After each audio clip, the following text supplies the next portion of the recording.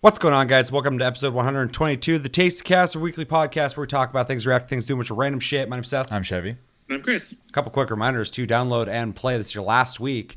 Download and play NBA 2K20 and Rise of the Tomb Raider, both offered for free on PlayStation Plus. Make sure to download those, play those, come back at the end of this upcoming week for Plus Club. Let us know what we thought of those games. We'll let you know we thought of them. And it's going to be a weird week because I believe this is the last week. This is the week. And I just straight cut that out of the last episode because I'm like, that was so confusing. It confused myself. Get it out of here.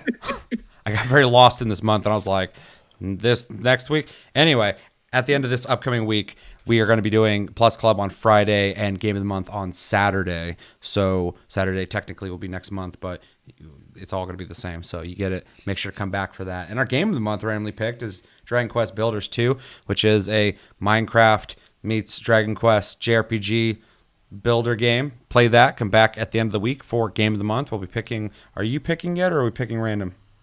We should figure that out. We'll figure it out, but a game will be picked for sure. And so we'll be figuring that out for next month, and that'll be very exciting. And I know a couple people in the community, and by a couple, I mean us three and one other, have played the game. So hopefully some of you had a chance to try it. We have Discord link down below. You can talk to us anytime, all the time. We're on iTunes, Spotify, and the podcast platforms. If you prefer to listen to us, you can type in hashtag AskTLG in your comment. It'll be considered to be on Tastycast. If you don't do that, it's all picked at random. So yeah, make sure to type in hashtag AskTLG on your comment. And we got a Patreon link down below as well. As if I can't fucking think right now. If you want to contribute to the channel, yeah, it's down there. Check that out. My fucking brain just went. Ugh. I went on a long ass bike ride right before this, so I'm a little tired. Okay, so anyway, I think that's everything. Did I cover everything? I think so. Yeah, a little jumbled at the end. Tastecast. We start every Tastecast with what we've been playing. My list is very short, but I want to hear what Chevy's been playing first. So let's hear that. Also a very short list. Been playing mostly Final Fantasy 14. With us now raiding, I've kind of been reinvigorated to log in a little more often. I'm also leveling an alt on a different server, so it gives me a chance to replay the story, because I haven't played the original story in years at this point, and they're changing it soon, so I thought it'd be a good time to do it. As of the 11th, they're shortening it. So, also, for anyone who's curious about playing the game, not that necessarily advertise for them, but that's pretty much what we do when we talk about games anyways. Their free trial, or trial? I don't know if it's a trial. Free. They have a free trial version of the game, essentially, where that it is indefinite. It doesn't end. So, but that is changing when the patch comes out on August 11th to level 60 and includes the base game and the entire first expansion. So you get like half the game for free now. So if you have not tried it and you don't have an account, great time to try it out, because they literally are giving you 2 free games. So, and sign up with code Chevy Plays Final Fantasy 14 for 100,000 V-Bucks, which you can spend in-game. I don't know about that, but if you want a referral code, I'm sure me and Chris would be more than happy to pass them out for some gold chocobo feathers in-game. So. Buy like llama skins and pickaxes, shopping carts. I could make you most of that stuff. See? Not wrong. But yeah, it's been fun. We, as of last week, we talked about doing the raid a little bit. We're pretty much at the same point. We didn't make a lot of progress this last week. We still cleared the first part. The second part, we're about halfway through. What else have I think that's pretty much it for 14. Played a very little bit of Ghost of Tsushima.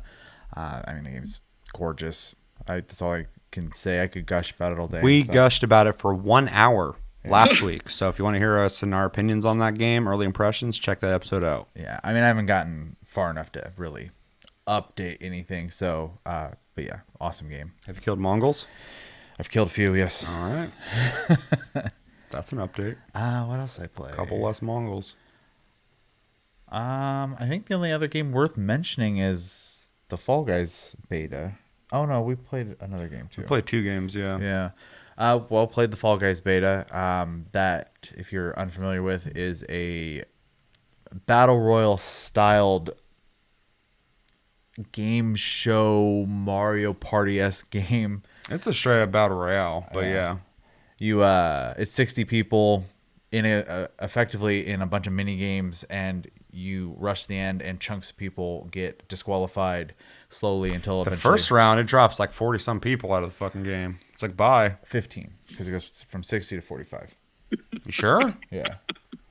I swear I saw one where fucking like half the people went off that fucking thing. I mean, there's a possibility, depending on what map it is, too, because some of them seem like they're a little more... I think it's based off map because, Yeah. sometimes you'll be at like the last phase with like 7 people, and then I've been there with like over 15. Yeah, so it must depend on what maps you get. Regardless, there's a set amount of maps you'll do, and eventually you get to one where it's a race to the crown, which you physically have to touch, and apparently Sometimes. it moves. Sometimes you don't even do the race to the crown. No? No. I don't remember not doing that. Yeah, there's the one that's fucking circular. There's literally me and fucking 6 other people. And it was whoever survived the longest fucking won. Oh, the hexagons that go away, and you have to try to stay up as long as possible. That's right. That's right. Anyways, that was a fun time. I was, been kind of keeping a loose eye on the game for a while. I always thought it looked really interesting and getting my hands on it. I like what they've done with it. There are definitely things they need to fix, but I do believe they've addressed most of that on Twitter. They've been pretty good about that. So those should get changed. One of the big ones is in modes where you're holding on to something that someone can take from you. If you hang on an edge, there's no way to knock you off or take the item from you. So that is something they definitely need to address. Well, and there's the infected mode too, where people have to touch you to infect you, and if you're hanging off the edge, they can't get you. Yeah, you don't exist essentially. Yeah.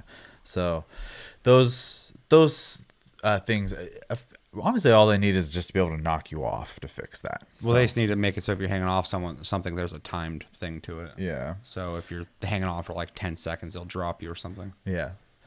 But other than that, it was a good time. We played with, we had a group of 4 of us playing. It's definitely a fun social experience in that regard. The only thing, and I imagine you'll back me up on this, it is hard to tell who you're playing with. You played with me. Chris didn't play. You can't tell who you're playing with. Sometimes, like when you're in match, you'll see the little arrow above their head, but there's not enough features to keep you in your social group when you're playing, and that's kind of unfortunate. So hopefully they address that. I'm going to address Fall Guys right now. So we play with 4 people. There's 60 people in the match, so 4 of us are taking that up. And the game does put arrows over the people who are in your party, but it does a couple things that it doesn't do a couple things that it should. First off, when you get eliminated, you have no way of knowing if well, there's some ways to know if other people in your party have gotten eliminated, but you pretty much have to tell each other, which isn't that big a deal. But it'd be nice if there's like on the side your four of your names, and the people who are still playing are in green, the other ones are in red. It should be nice, something really simple, or even like hit tab and it shows that. That'd be nice. Otherwise, at the end of each match, everyone's like, "Who made it?" And people are like, "I did, I didn't," and like it's not that big a deal, but it would have been nice. There's also another one too that I kind of wished it would do. What the fuck was it? Do you remember? Had to do with parties. Oh, spectating. Spectating, yeah. So when you spectate, you just have to go through like fucking 60 people or 59 people or something to find the people in your party and watch them. Not a big deal, but it's still kind of annoying to kind of go through them. It'd be nice if like as soon as you go to spectate mode, it just starts spectating people you're with, and then you can go watch the other people if you want. But most people I don't think are going to do that unless they really fucking hated a particular person and they're sitting there going like, "Fucking die, I hope you die. I just want to see you fucking fall off the map." But if you're playing with your friends and you can drop at any time too. Like if we're playing together and I fall off and I don't make it to the end or whatever, I can just leave and go play by myself somewhere, but that's not really what most people in parties are going to fucking do.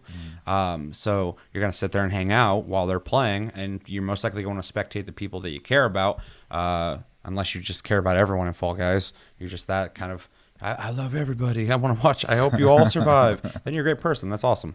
But most of us humans, are going to watch the people who we're playing with. And it'd be cool if it just automatically puts you on that, one of the people you're playing with. But also when you, swipe over to the next person, it's just the other people in your party first. And then you go through the rest of the people. Small things. None of it's like, game breaking shit. But just small things like that, I think are like my biggest complaints is they already have a party system. It's great. I'm glad they have it.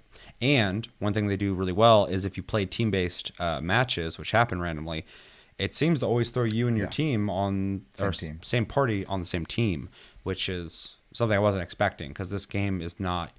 There's only one winner, so the people in your party are all somebody's going to lose. Temporary allies. Yeah, so it's cool that when you do that party stuff or team stuff, it puts you together because that's it just makes it fun in that moment to be like, okay, let's work together, blah blah blah. But you know, it's a means to an end, so it's cool because if they didn't do that, I wouldn't be surprised. I wouldn't even be upset. I'd just be like, yeah, that makes sense because we're all against each other anyway. So For sure. the game has an interesting way of it's adversarial, but it's so chaotic and just chubby boys running forward that like. It doesn't feel personal, I guess, except for when people put hands on me, then I get pissed. Whenever a guy walks up to me and just fucking grabs my shirt and goes and just fucking grips you, I'm like, get the fuck off me. And I just instantly get annoyed.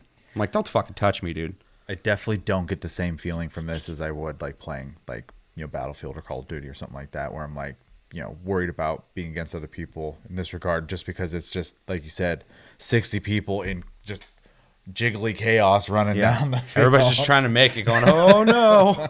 That's the whole game. Everybody's like, oh shit. Like, oh, I died. Oh fuck, this is taking forever. Okay, everybody's acting stupid on these fucking what are those things? Teeter-totter things. Jesus Christ, people. There's one point where like every teeter-totter was like almost vertical, like almost completely like that, just to the point where everybody's just kind of running along the same path, just through them. Just a straight conga line of all these like chubby dudes just like going across. I was like, this is janky. One extra person on the right side will drop everybody. But it was just like, it looked like everybody was hiking on the side of a mountain. They're just like, I was like, Jesus Christ. And then the people who like, it's weird. Like I played it within like the first hour the beta started and everybody had no idea what the fuck they're doing, myself included. And then I came back after work and like there was just all these experts all of a sudden. Like there's one of the obstacle courses where you're like, you have to run, then there's these two platforms, and you got to jump on them to jump up above. And when I first played, everybody would just pile onto those, and everybody's just fucking shoving and trying to get off, onto the thing and jump over.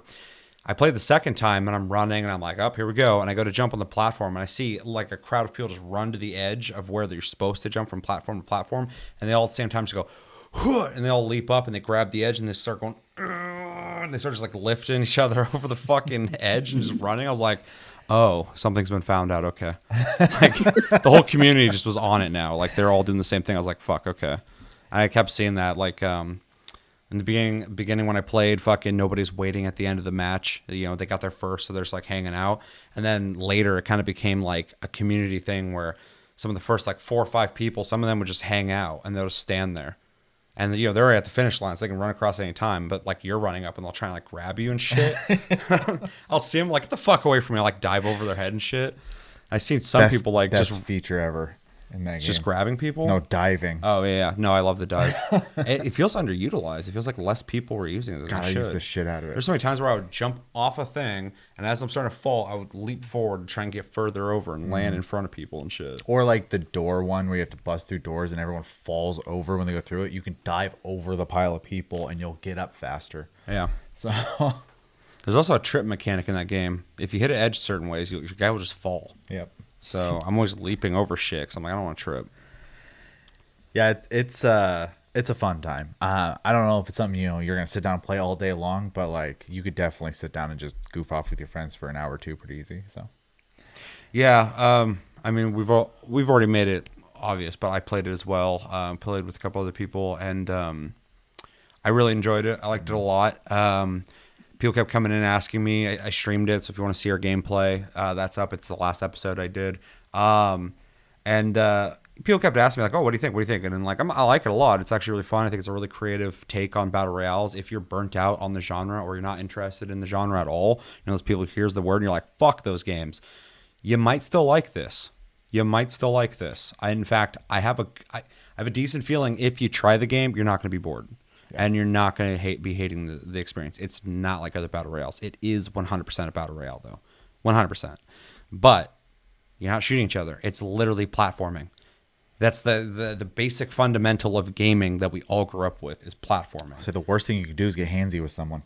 Yeah, which I take huge offense to. You can shoot me in the fucking head and hunt, and I take less offense to that than if your fucking little chubby body walks up to me and fucking just grabs me. I'm like, get the fuck off me. Slowly pushes. Well, I start shoving back, and then they try and run away, and I'm like, nope. And I just run after them. I fucking grab them, start trying to shove them off a cliff. I'm like, fuck you.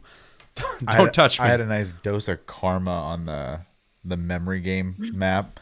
I was on the one I knew was safe, and someone jumped over with me. I grabbed him, and I went to take him off the edge, and my character slipped sideways instead, and I fell off. And I was like, well, shit, I deserve that. There's one mode where you're standing on all these platforms and they flash random fruits, and then it counts down, and then on a big screen it'll show you a fruit, and you have to remember where that fruit was on the platform. Yeah, you have to remember where the fruit Random is. pictures of me. Yeah, just Chris's face in different faces. And if you're not standing on the right platform that had the right fruits on it, they drop out and everybody falls. And I was playing that, and it was like the second round.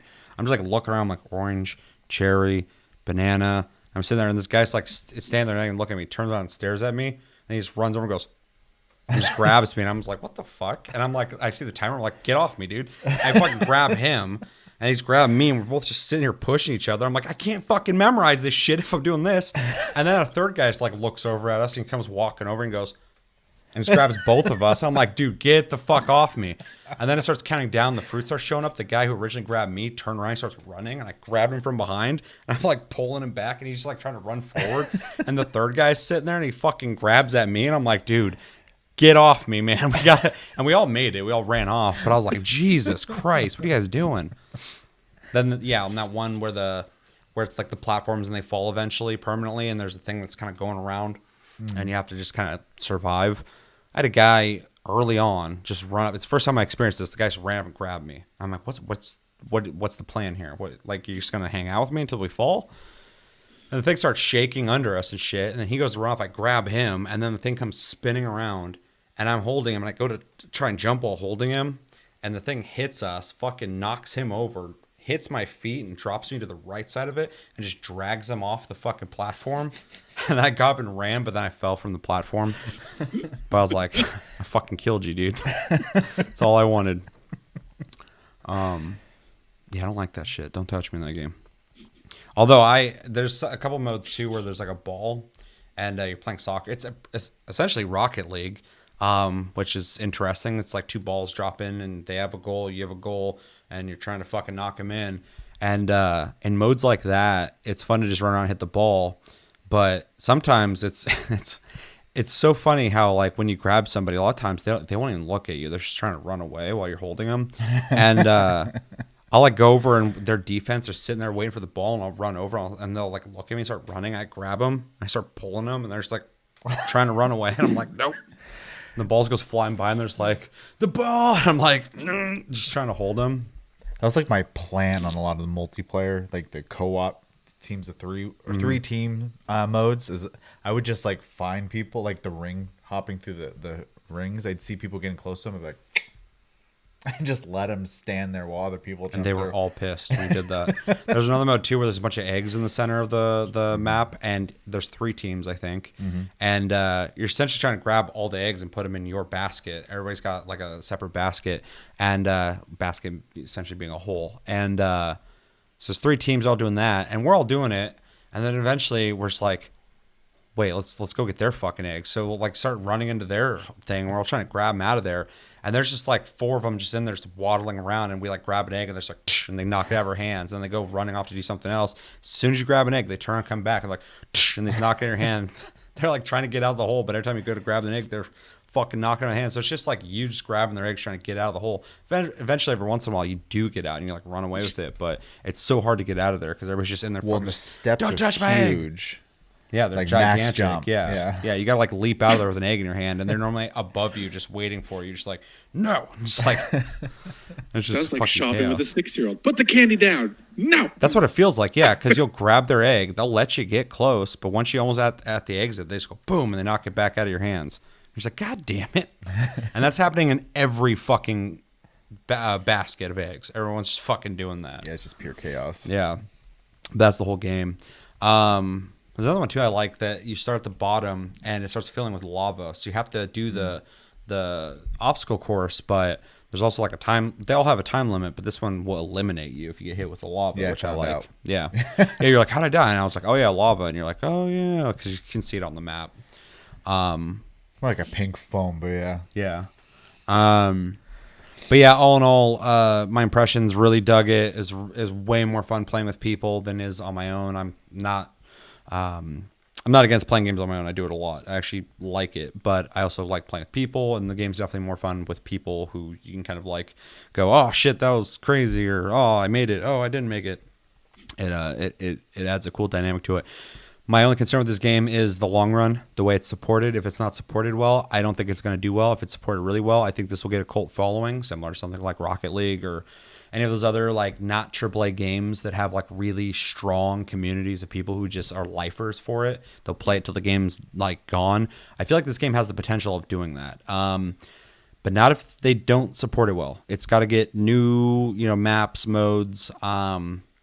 They have or variables at least to those modes that they already have. Oh, there's a couple of those obstacle courses. They could just do a couple different changes to it, and it's different every time you play it. Then I mean, like there's a couple things they could do that'd be really easy. They could just be like, oh, the gravity is like the moon now, and on certain things. Yeah. Well, there's all sorts of shit. When I was playing, I was thinking up my own thing. So if I'm doing that, I'm sure they're doing it. So as long as they deliver on that, I think they'll do well. But the game also has a season pass. That was in the beta, and I think it went up to like 40 or 60. It didn't go that high, but I think it's 40. Yeah, and it's essentially costumes and a currency that we weren't able to use yet. I guess they're doing a beta next weekend as well, though. I assume that one's going to be open though, because the amount of people bitching about the keys, I feel like they'll do an open beta. Well, the release is soon too, so this will probably be like the stress August test. 3rd or something. Yeah, that's what I'm saying. They don't have time for an open beta if they don't do it this next weekend. So. But yeah, the season pass is typical stuff, costumes, the currency, couple of things, maybe colors for outfits. That's one thing I'd like to see them do as well, is you can get patterns and then colors to put on your character, but they only go on your character's skin and not their outfit. So if I'm wearing like a full pigeon costume, which I did, I was just purple the whole time. I was like, I want to change the color of my pigeon too. So maybe that's me being self-entitled, but I would enjoy it more if I could change the color of my pigeon. Yeah, though I do love all the costumes are effectively you being a giant mascot. Yeah. So the first hour of playing that game, the first costume you had unlocked was like this wolf head with like wolf paws and wolf feet. And my first match, every person had that outfit on, except for like 2 people. And so, like, for the first hour of that game, everybody's just a wolf man running around. I was like how everybody checked the costume section, went, oh, that's all I got? Okay. And we all put it on. Eventually, I took it off because I was like, I don't want to look like everybody else. It's hard to sometimes it's hard to see where I'm at with all the fucking people. I'm like, where am I? 'Cause the game constantly feels like Black Friday when they first open the doors. In America. Yeah. Yeah. Yeah. We live in the United States. So we got a thing where consumers like to kill each other for merchandise. Each other, store employees, police officers. And that's what this game feels like, pretty much. It feels like a safer version of Black Friday.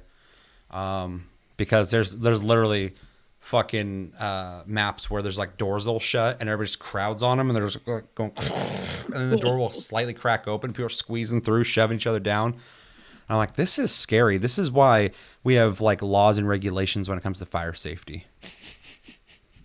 Like, it started giving me anxiety thinking about how this happens in real life. And I'm like, whew, I'm glad I'm just playing this colorful chubby boy game. Because this is some real shit. But I don't know. I'm going to pick it up. You think you're going to pick it up? Yeah.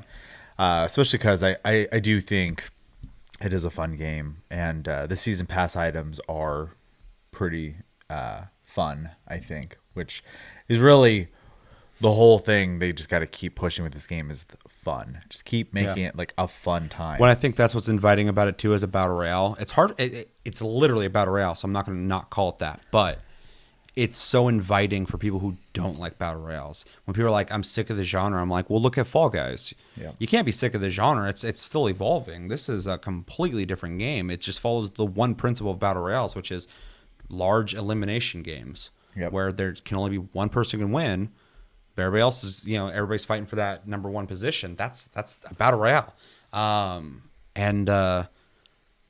Shooters took that over because the mod community, and then after that, fucking PUBG got popular, and after that, the rest is history. But fucking Hell in a Cell, Royal Rumble shit, and wrestling has done stuff like that, elimination stuff.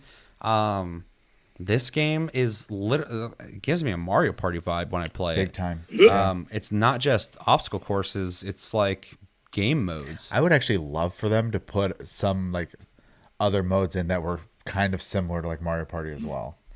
So I don't want the board game aspect because that's so Mario Party, and that's the frustrating part about Mario Party. But I love it, but I hate it. their style of mini games though, where you don't necessarily have to go through an obstacle course. Yeah. You could maybe like have like a group sitting up with water cannons while the other group tries not to get shot by them, type of thing. Yeah, they could do all sorts of shit. Yeah. Yeah, as long as it still can contribute to eliminating people. Yes. And even if it's a game that can only have 20 people, that can be a later, map that doesn't start at the beginning. For sure. And then have ones that are like large scale, like Fruit Shoot reminds me of D-Day. God, I hate that map. Yeah, literally, it's a conveyor belt that's just going towards you. So you're running up slowly a conveyor belt, and at the end, there's cannons just shooting fruit, and they have real physics. So they land on the conveyor belt and they're bouncing, and it's horrifying because it's just you and like 59 other people just running up, and there's just fruit flying at you. Fruit And have stupid shapes, so they don't go there's in predictable bananas, ways. oranges, all sorts of shit.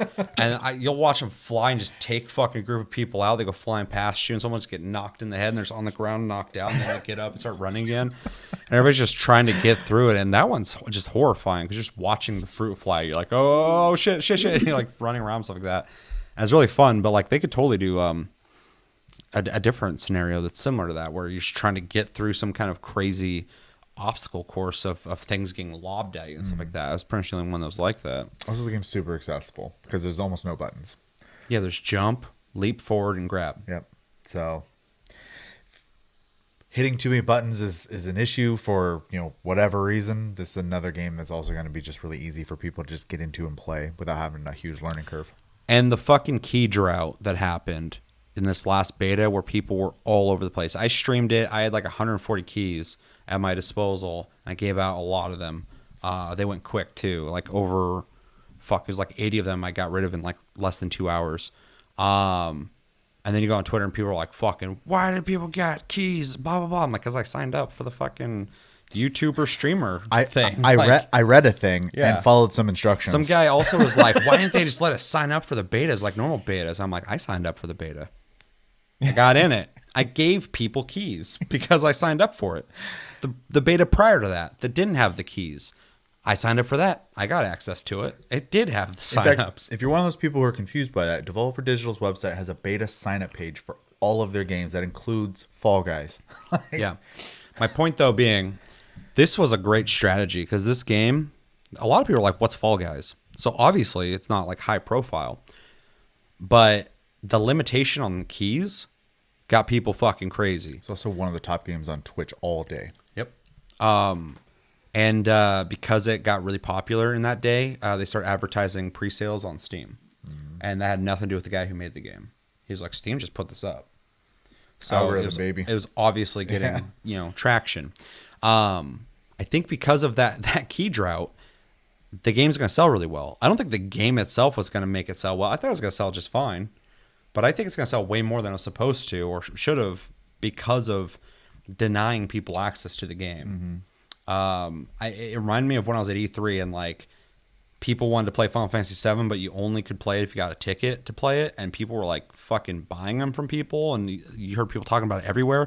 Or like Cyberpunk, only certain people got to get in. Like you had to wait in line, and if it ran out of time, you didn't get to see it. Both those situations created this like fervor in people of like, I got it. Did you get in there? Did you get in? No, I didn't get in. Did you? Yeah, I got in. Same thing with this. People were like, oh, I didn't get to play. But like, I had people on Twitter I made the mistake of somebody was talking about keys. I'm like, I got like 120 keys. And my DMs were like, hey, bud, got a key for me?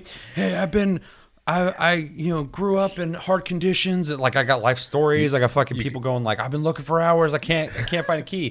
And then I give people keys. And one guy was like, can I do anything for you? I'm like, subscribe to Tasty Loot Gaming. I mean, other than that, you just enjoy the game. You got to experience being a woman saying they're single online. Pretty much, yeah. People were really looking for those keys. And I mentioned I had some. People were like, what? And I was like, oh shit. I'm trying to give them out on my stream, dude. And people are like, well, you got one for me. So based off that alone, I think the game's going to sell really well. I think it's going to do well, and hopefully it's supported well. So, yeah. Chris, you interested in it at all?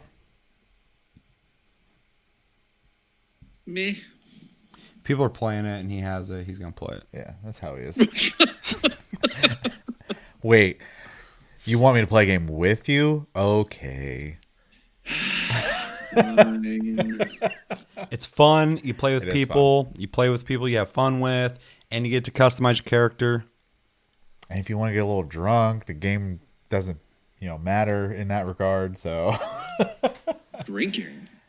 Yeah, if you want to get blackout Well- wasted, you can just leave the game, and it's not going to I'm ruin gonna your run progress. this way and I'll pull say, you with me. if I Fuck come home from everybody. work, I decide to have a couple drinks, I can't play Final Fantasy 14. I'd be so or- upset if someone was that fucking wasted playing Fall Guys. Like, you're going to be a Fall Guy if you get out of that chair. Fucking sit there and drink water. Like, fucking chill, dude. Shut up! I'm a wolf pigeon. It'd just Do be what really I easy. want. Really easy. I'm game to a play. wolf pigeon chimera. Don't you make fun of my persona. That's how friendships end, too. All right, game's fun. What else you play? I don't remember the name of it. Well, we played Blightbound. That one. Played that. I don't remember. It was the game. Well, I don't remember the name of it. So it was like 4:30 in the morning. It was like 4:30 in the morning. I'm like, we need a third person to play this game. She was like, what game? Like Blightbound. He doesn't even answer if he's gonna play it or not. He starts downloading. I'm like, is he gonna play it? And I like walk off. I come back and he's like in the game and it hops in voice chat. I'm like, okay, cool. We got a third person. It was like 4:30 in the morning. It's kind of a weird time to be fucking tell someone. Honestly, I was about to go to bed. So Tell them what it is. it is a 3-player co-op dungeon crawl that has a leveling system and unlockables and is from a 2D perspective. This could be a weird example, but if you know the game Dragon's Crown, it has a similar 2D gameplay style. Or Not art style, but A more known and less fucking crazy character model game, Streets of Rage, or Golden Axe. as an RPG. Sure. Yeah. So the But it still takes the same format of like a that perspective beat 'em up. yeah. Kind of reminds me of Gauntlet Legends a little bit too. I have mixed feelings about the game because I like playing it, so that's the good part about it. It's a good mixed feeling. The user interface is garbage. Like, Yeah. They really gotta adjust that shit. Once you get used to it, it's okay-ish. But yeah, it's not good. Yeah, it's like it's really hard to figure out like how to select your character. Otherwise you're just randomly given one, and in the same fashion as like, He's still a randomly given one. I selected one, fucking played multiple times, never got well, it. it's a preference button. Yeah. So you don't even get to pick. So it reminds me kind of like if you've ever played like Vermintide or Left 4 Dead, and you hop in and you're just given a character. Same idea. Though in this case, as you play and level, they progress, they get their own gear, and you can When you mess with unlock, that at any you get time. new characters too. So I'm assuming if later you got like 10 characters unlocked, and other people also have 10 characters unlocked, and they have their preference, you have yours, you might start getting your character more often. more often, yeah. So So I played the caster, which is a kind of a hybrid between like an offensive and like a mage and a healer character. For balance reasons, I'm assuming the heal is like point blank, so you have to be on top of the caster to get healed, which isn't a bad thing, but it doesn't really tell you that. And so when we got in combat, I tried to heal someone. I healed myself the first time. I was like, oh, cool. And you only have 3 mana until you pick more up. So they're tokens, essentially. you know with the heal though, you can hold it, right? Mm-hmm. Okay.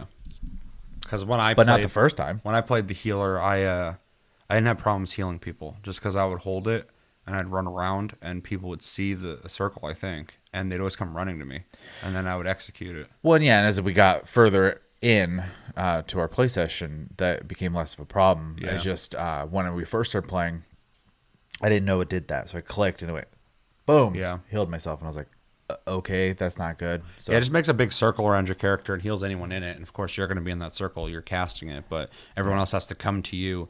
He has a move there where he has books. His special has books that Yeah. fly out and shoot with you. well, they're already auto turrets, essentially. Yeah.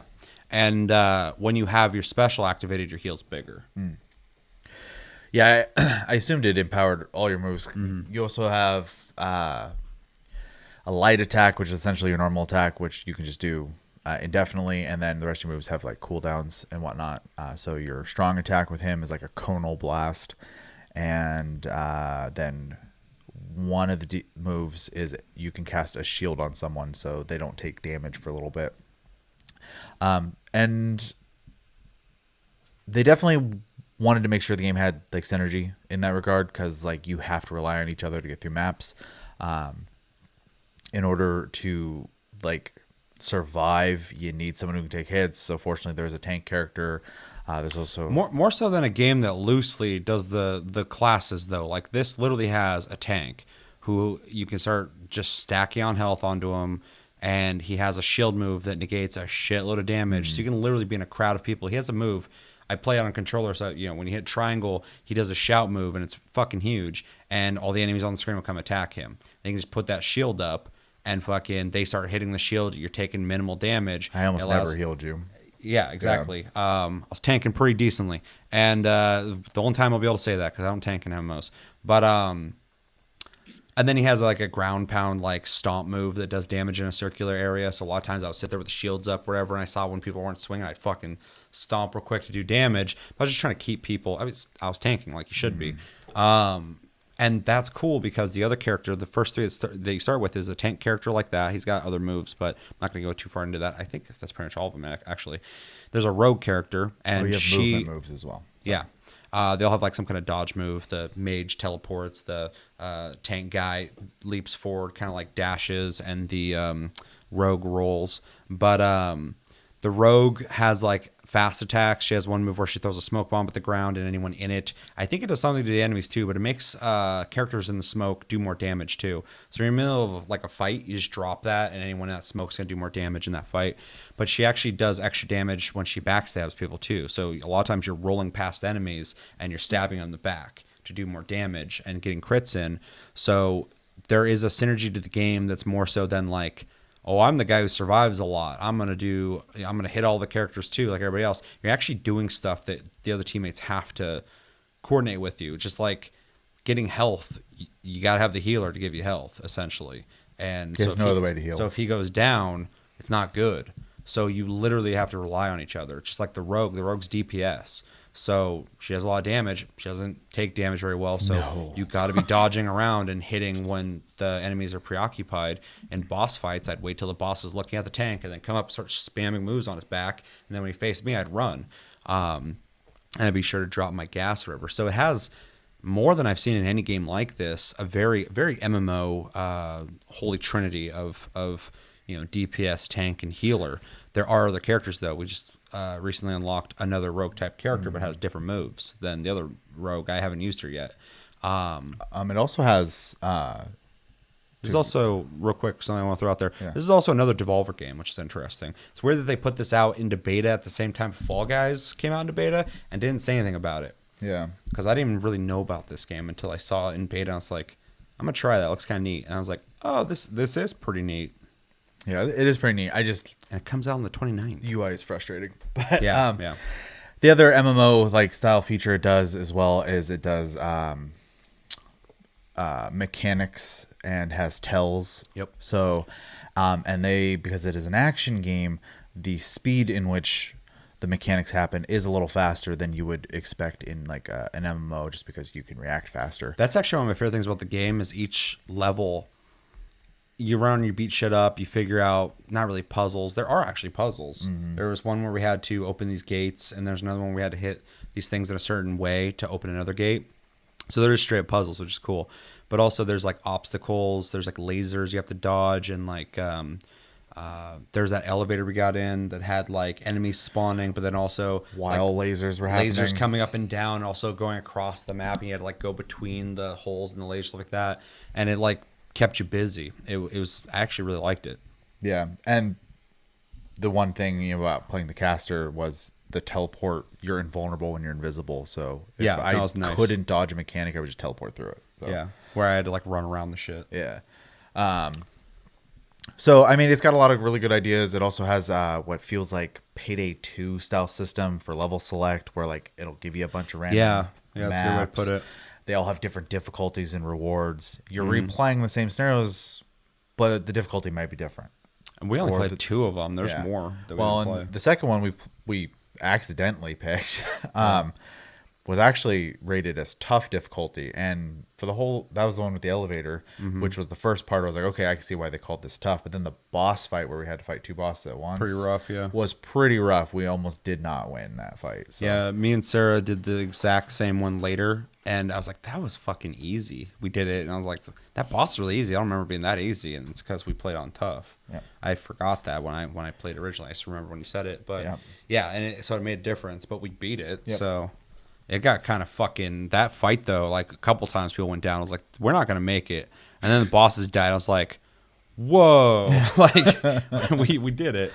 A couple things I want to add there too for anybody who's just wondering. The character you're playing gets experience, but also it seems as though other characters are getting residual experience. So if you beat a level, it seemed like I got a level and I got like 5 points to spend, and you put them into like things you typically would in an RPG, like power does more damage, up your health or whatever, vitality, luck, yada yada. Click into those things. But then I'd look at my other characters every once in a while, and they'd have like 1 point to spend. So it's because that I feel like you're randomly getting put into a character you might not normally play. The other characters are still benefiting, just at a slower rate than whatever you did play.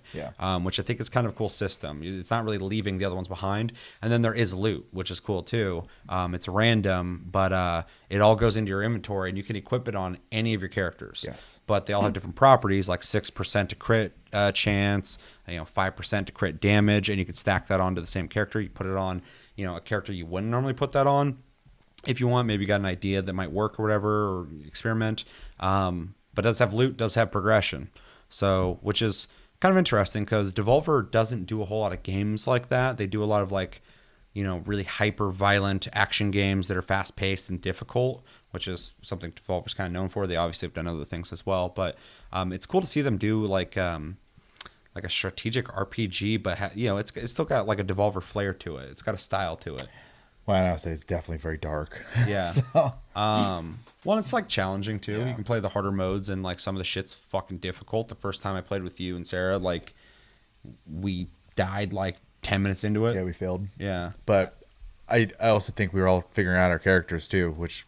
Well, I wasn't. I don't have an excuse, but you guys were I figuring shit definitely out. was. I was like, I don't know what any of these buttons do. Well, and I told you to skip the tutorial. Yeah. Because I was like, it's not that technical. Like, just hop in and fuck figure it out. Well, and obviously we did figure it out, but it was a matter of like, and this is something even I've had to like tell myself when I'm, getting into like doing raiding in MMOs or doing competitive shooters things, is like, you're going to die. That's the learning process. Especially in Hunt.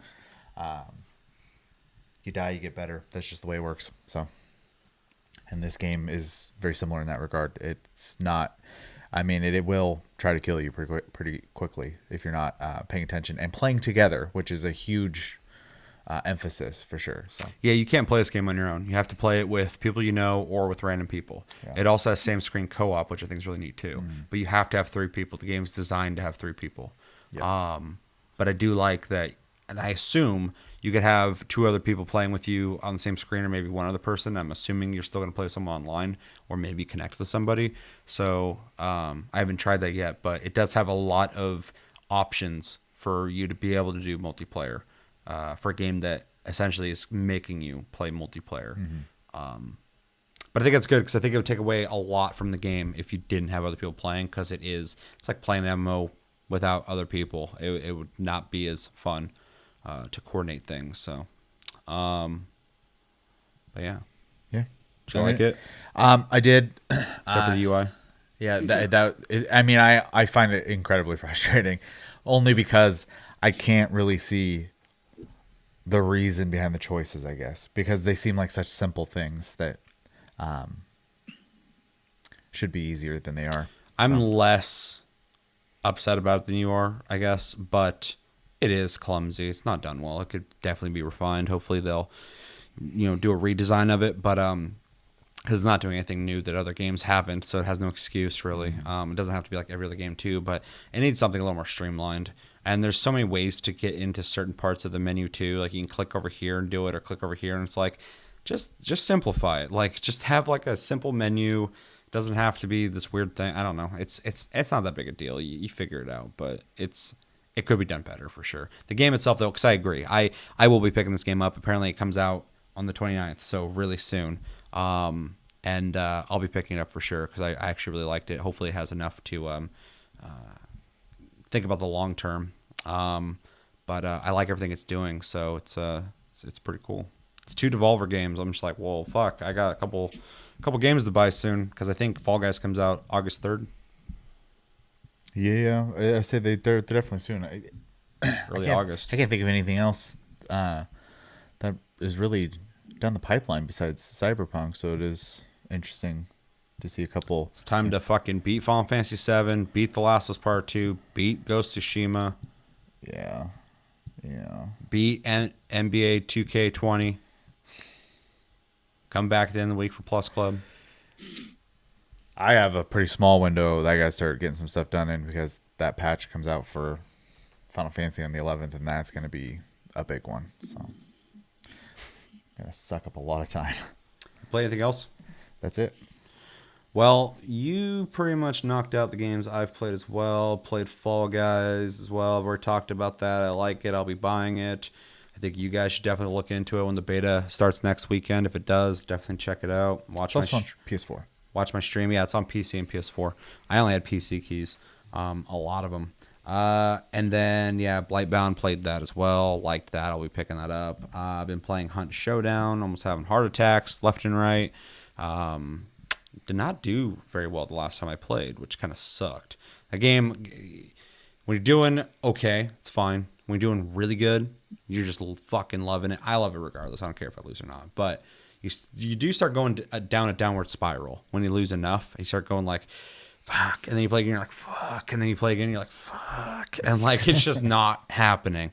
And like, so me and Josh are playing together, and he doesn't play as often as me. So, you know, I'm trying to get him to fucking really enjoy it. I think he is, but we were not having good matches. People were just fucking killing us. Or there was one time where I saw me and him fucking start a match, and within like 1 minute, I'm hearing, and I'm like, someone's shooting at us, like with a silencer. And like I can hear the bullets flying by us and shit, you know, bouncing off things. So I just run straight into the fucking woods. Josh runs into a building, hangs out. And I'm sitting there, I'm watching. I can hear people running around every once in a while. I'm sitting there with my fucking scope. Scoped Springfield. I fucking hate that gun.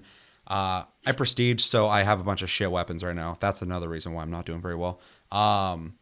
But I'm sitting there down scope. I'm watching. Every once in a while, I'll see a fucking silhouette through the trees going by and shit. I'm not going to take a shot because that's stupid. I'm just waiting. And I'm like, you know, you hear anything, Josh? You hear anything? And he's like, yeah. He's like, he went in there, and in Hunt, the clue will glow blue before you grab it, and it'll glow red if there's enemies nearby. So people can't camp the spot, which is really smart.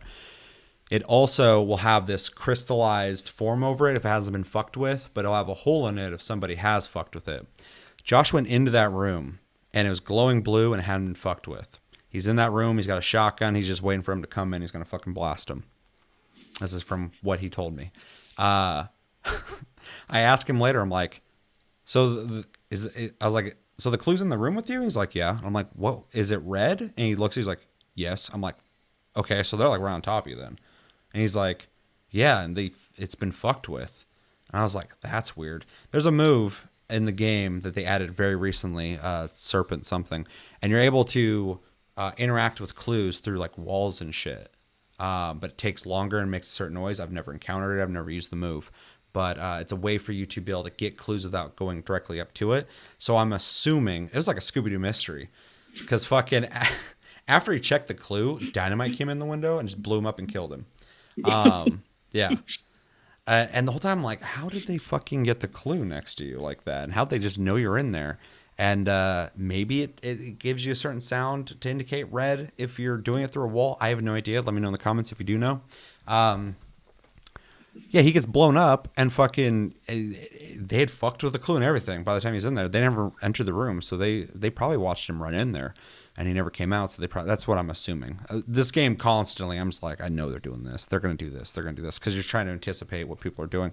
I'll play with people randomly and they're like, we'll be waiting for like 5 minutes and they're like, what do we do? I'm like, just hang out. And they're like, You think they're still here? I'm like, no, they're definitely here. They didn't leave. They want to kill us. They're not gone. They're never gone. Like, you have to kill them. That's when they're gone. Like, I'll play with people all the time. There's like, oh, we got to go. I'm like, I know we got to go, but we can't just walk out of the house. Like, just, they're going to get bored. Let them come in. Like, otherwise we're going to walk out. We're going to get shot. But anyway, so I fucking see those guys. I'm like in the bushes, walking around with this fucking scoped piece of shit rifle. Anyone who enjoys the rifle, you know, good on you. I fucking hate it. These guys run right past me, but I barely fucking see them. And then like I come around the corner, I hear gunshots. I don't see them and shit. And I swear they fucking went everywhere around me, but never saw me. I barely saw them. I never had a shot on them, so I didn't take the shot. And they're just gone. Then on the distance, I hear gunshots. I fucking run out there. Josh is fucking dead. They burnt his body, so I can't get him up. I go over there. I hear fucking people inside a building shooting and doing a bunch of shit. I slowly am creeping down the wall with my gun, just listening, anticipating where they're coming from. For a split second, I see a guy fucking run out, shoot a bee bitch. There's this monster in the game that has her head hanging off. There's a hive in her chest, and if she sees you, she'll send bees after you, which is fucking awful. I hate it. This guy just shoots that thing, runs back in. I'm like, fuck it. Josh is dead. I'm going to go in there. I'm just going to see if I can murder this guy. And I come around the corner. As soon as I come around the corner, he's just not there. I'm like, where the fuck is he? Then I hear behind me. I turn around. I see him come out the other end of the fucking building where I was just at, running into the trees. And I see him run by. I'm like, the fuck? So then like, I slowly go through the building and no one's there anymore. And the whole match, like I kept seeing people. Later, there was a gunfight. I was right outside of it. I'm like trying to get a shot on people. It ended. And then the two bounties just fucking left the map. And I was like the whole match was just me fucking just being like inches away from like killing someone or being murdered, and nothing happened. It was like, and Josh just had to watch the whole thing, so it was awful for him. It must have been boring. But yeah, that was during that streak of just matches that weren't going well. Another match, fucking me and Josh were down killing one of the bosses. And we heard the whole time we're fighting the boss. Josh was in there meleeing it to make minimal noise, and I was watching out. I have a shotgun. I'm just watching the doorway, listening. Somebody was just above us the whole time, off fucking with the chickens, off fucking with something and shooting over there. I could hear him was going. I heard him up on the roof running around shit, and the whole time I'm like, what are you doing? Like, do you know we're here? Do you not know we're here? Or are you just passing by? Like, what are you doing? Like, I couldn't. Typically, I'm like, oh, they're coming. This person was just all over the farm, just doing a bunch of random shit while we're killing the boss. And then eventually, Josh, like, looking at the hallway, he's like, oh, there's someone over here. And he fucking shoots. And, like, I come around, and the person's up the hallway fucking shooting us. We're shooting back or whatever. I hit them. They fucking ran off. And then they try to come down a different way. I fucking shoot them. They shoot me. I'm, like, healing. They run away. I'm sure they're healing somewhere. And they come through a different fucking door. They keep showing up. We end up killing this person. Josh did. Josh got the final shot on her. And I instantly just fucking, I was like, grab her shit. I'm going to burn her body. She grabs her shit. I'm just like, fucking light her on fire.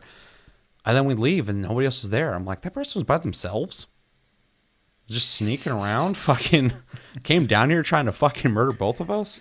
Listen, they had chores to do in the farm. You interrupted them, okay? Yeah, maybe they were just the farmhand. God. Like, who's downstairs fucking with the boss? Fix the roof, and some strangers in the barn attacking the critters. Who's in my barn? Just coming down with the flashlight. Whippersnappers. So yeah, it was a clusterfuck. It was probably one of the worst nights in a row of rounds that were all fucking bad. So anyway, playing Hunt, still love it. Still one of the best FPSs ever made. Rise of the Tomb Raider. I dabbled in that. I'll talk about that later. That's what I've been playing. Chris, what have you been playing? I also have dabbled in Rise of the Tomb Raider. We can talk about that later. I also played the basketball game. Talk about that later. The basketball game.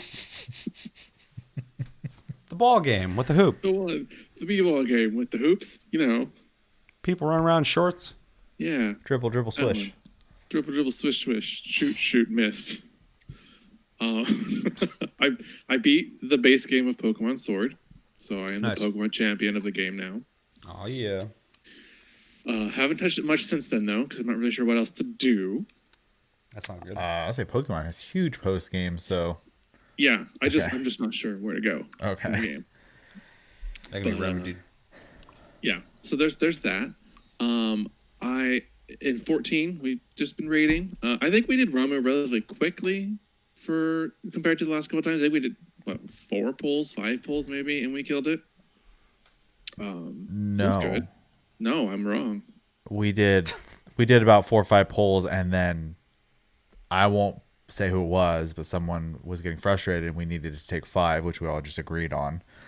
Took a break. Oh, I can guess. I know exactly who. Took a break, which is totally fine. Rhymes with Bob. Because guess what happened the moment we got back from the break? It was like 2 polls. We won. So Still, I think it was relatively quicker than what we've done in the past. I think it's the quickest time we've cleared it yet. Or at least it felt like it. I mean, you're probably not wrong because I think the first time was 20 some polls. So Yeah. yeah. It was fun though. Yeah. I got Monk to max level, and I have been trying to learn the opener as well as the rotation for Monk, and it is literally like fucking like just strings of going to different this situation you want to do this, but if it's this scenario you have this move up and you have this happen at the same time, then you want to be able to do this, but that's not working and that doesn't go right, then you want to go this way and you have to do this rotation and press this button at this time. It's just needlessly complicated for how minimum damage you're doing. It feels like. Yeah, I did fine, but it just feels like you're not, for how complicated it is, it feels like you're not getting as much damage outcome as you should be with it. Yeah, I'm not max level with Monk, but I already see like the way the builds start kind of going. It's all about branching based off scenario. So you start this way, you move into this stance, you do this, you do that. Yeah. And then you change it up for things. I already see that happening where I'm at. So Well, then at 80, I imagine it's about keeping your 4 stacks of Grease Lightning up at all times. Yeah. You can't let them drop. So your damage windows and keeping track of how long you have this buff up and doing these damage buttons while keeping your Grease Lightning up at the same time. So it's just, I wouldn't even bother because it's getting reworked. So yeah, I know. But I just like the aesthetics of being a monk. Just, the idea of punching and kicking things to death has always appealed to me. Well, maybe in 4 months when they do the rework. So they're doing a rework for Monk. Interesting. Yeah, they did one for Ninja this expansion as well. And they're complicated too. Yeah, but most people are just generally happy with the way Ninja is now. So yeah. So hopefully they can do the same with Monk. Machinist got a complete rework. People love Machinist now. I like it, but in the same category, there's Dancer, and Dancer I think is a little more fun to play. You don't get the big numbers the same way, but no, it's a lot of fun. I think Machinist is fun too. Bard I have not hit 80 with, but they're also getting buffed. They're not getting reworked because people aren't really playing Bard right now. Bard isn't in a bad spot right now. It's you keep your songs up on a road, and they cycle in a perfect rotation of the 3 songs. You start the one, and when that ends, you start the next one, and when that ends, you start the third one, and then when that one ends, you start back over again, and just kind of cycles through pretty fluidly. It's just a matter of keeping your dots up in between and what those song effects do for your party. People complain though because the bards give party buffs, but they don't buff themselves. And people are like, well, I don't go deaf when I'm singing a song. I can hear my own song, God damn it. Give me my own buff. We'll see. They are getting buffed next patch. Buffed. And I've run into the problem of I have filled my apartment to maximum item limit, and I am itching to do more housing stuff. I reworked the free company garden to be something completely different. You're a hoarder? He just I'm not a hoarder. Just filled the memory capacity of his apartment, so he can't put any more furniture. Like in you there. go into Chris's apartment, it's just boxes filled to the fucking ceiling, full of shit. No, that'd be more like mine. That's Chevy's room. Mine's a storage unit. Shit everywhere. Just a clutter of seasonal items on the ground and the walls, and I'm just like, I could decorate the room for you. I have ideas for your room. And he's like, nah. I have ideas for your room. It's a I've been thinking about space. It is my storage unit. Sounds like Chevy. I earned that stuff. I have no use for it, but I earned it. That's mine, goddammit. What are you gonna do with it? It's going in my room. It's just going in there to never be seen again. Going in the box. Yeah, unfortunately, there's item limits on how much you can put up in rooms, stuff like that, and I've reached the max for my apartment. So it's just I'm now looking eyeing at the free company house like I could rework everything in the house. I mean, you're one of the few people I've given permission to mess with the house. So I keep it minimum. I don't want to fuss up too much in the house because I know you enjoy the aesthetic we have set up so far. But I mean, I'm not opposed to something else, but yeah, I like the bar downstairs though. I don't care about the upstairs that much. Yeah. Yeah. And then I have been recently playing Outer Worlds, which is like this Bethesda-ish kind of game. It's like, you know, you can build a character. You got dialogue options. You got different combat builds. It's really it's really, really fun because it's like kind of quirky in the sense it's like it's a space game, but it feels kind of like I get this strong like Western vibe when I'm playing the game. But it's just fun and nutty, and I for once I'm building a character that's not based on like one-handed weapons and sneak attacking. I'm just going full barbarian and two-handed weapons in a game that's predominantly filled with guns. Yeah, the tone of that game is definitely quirky and weird. They had a gun that they showed off before the game came out that they said was originally a glitch that happened in the game, and they thought it was so funny they just kept it as like a weapon that does that. So they definitely have like a mentality of like, oh, that's funny, keep it in the game, like just for the fun factor. So that makes sense. I do like how they have kind of embraced the idea of people having different builds and still being viable in all scenarios.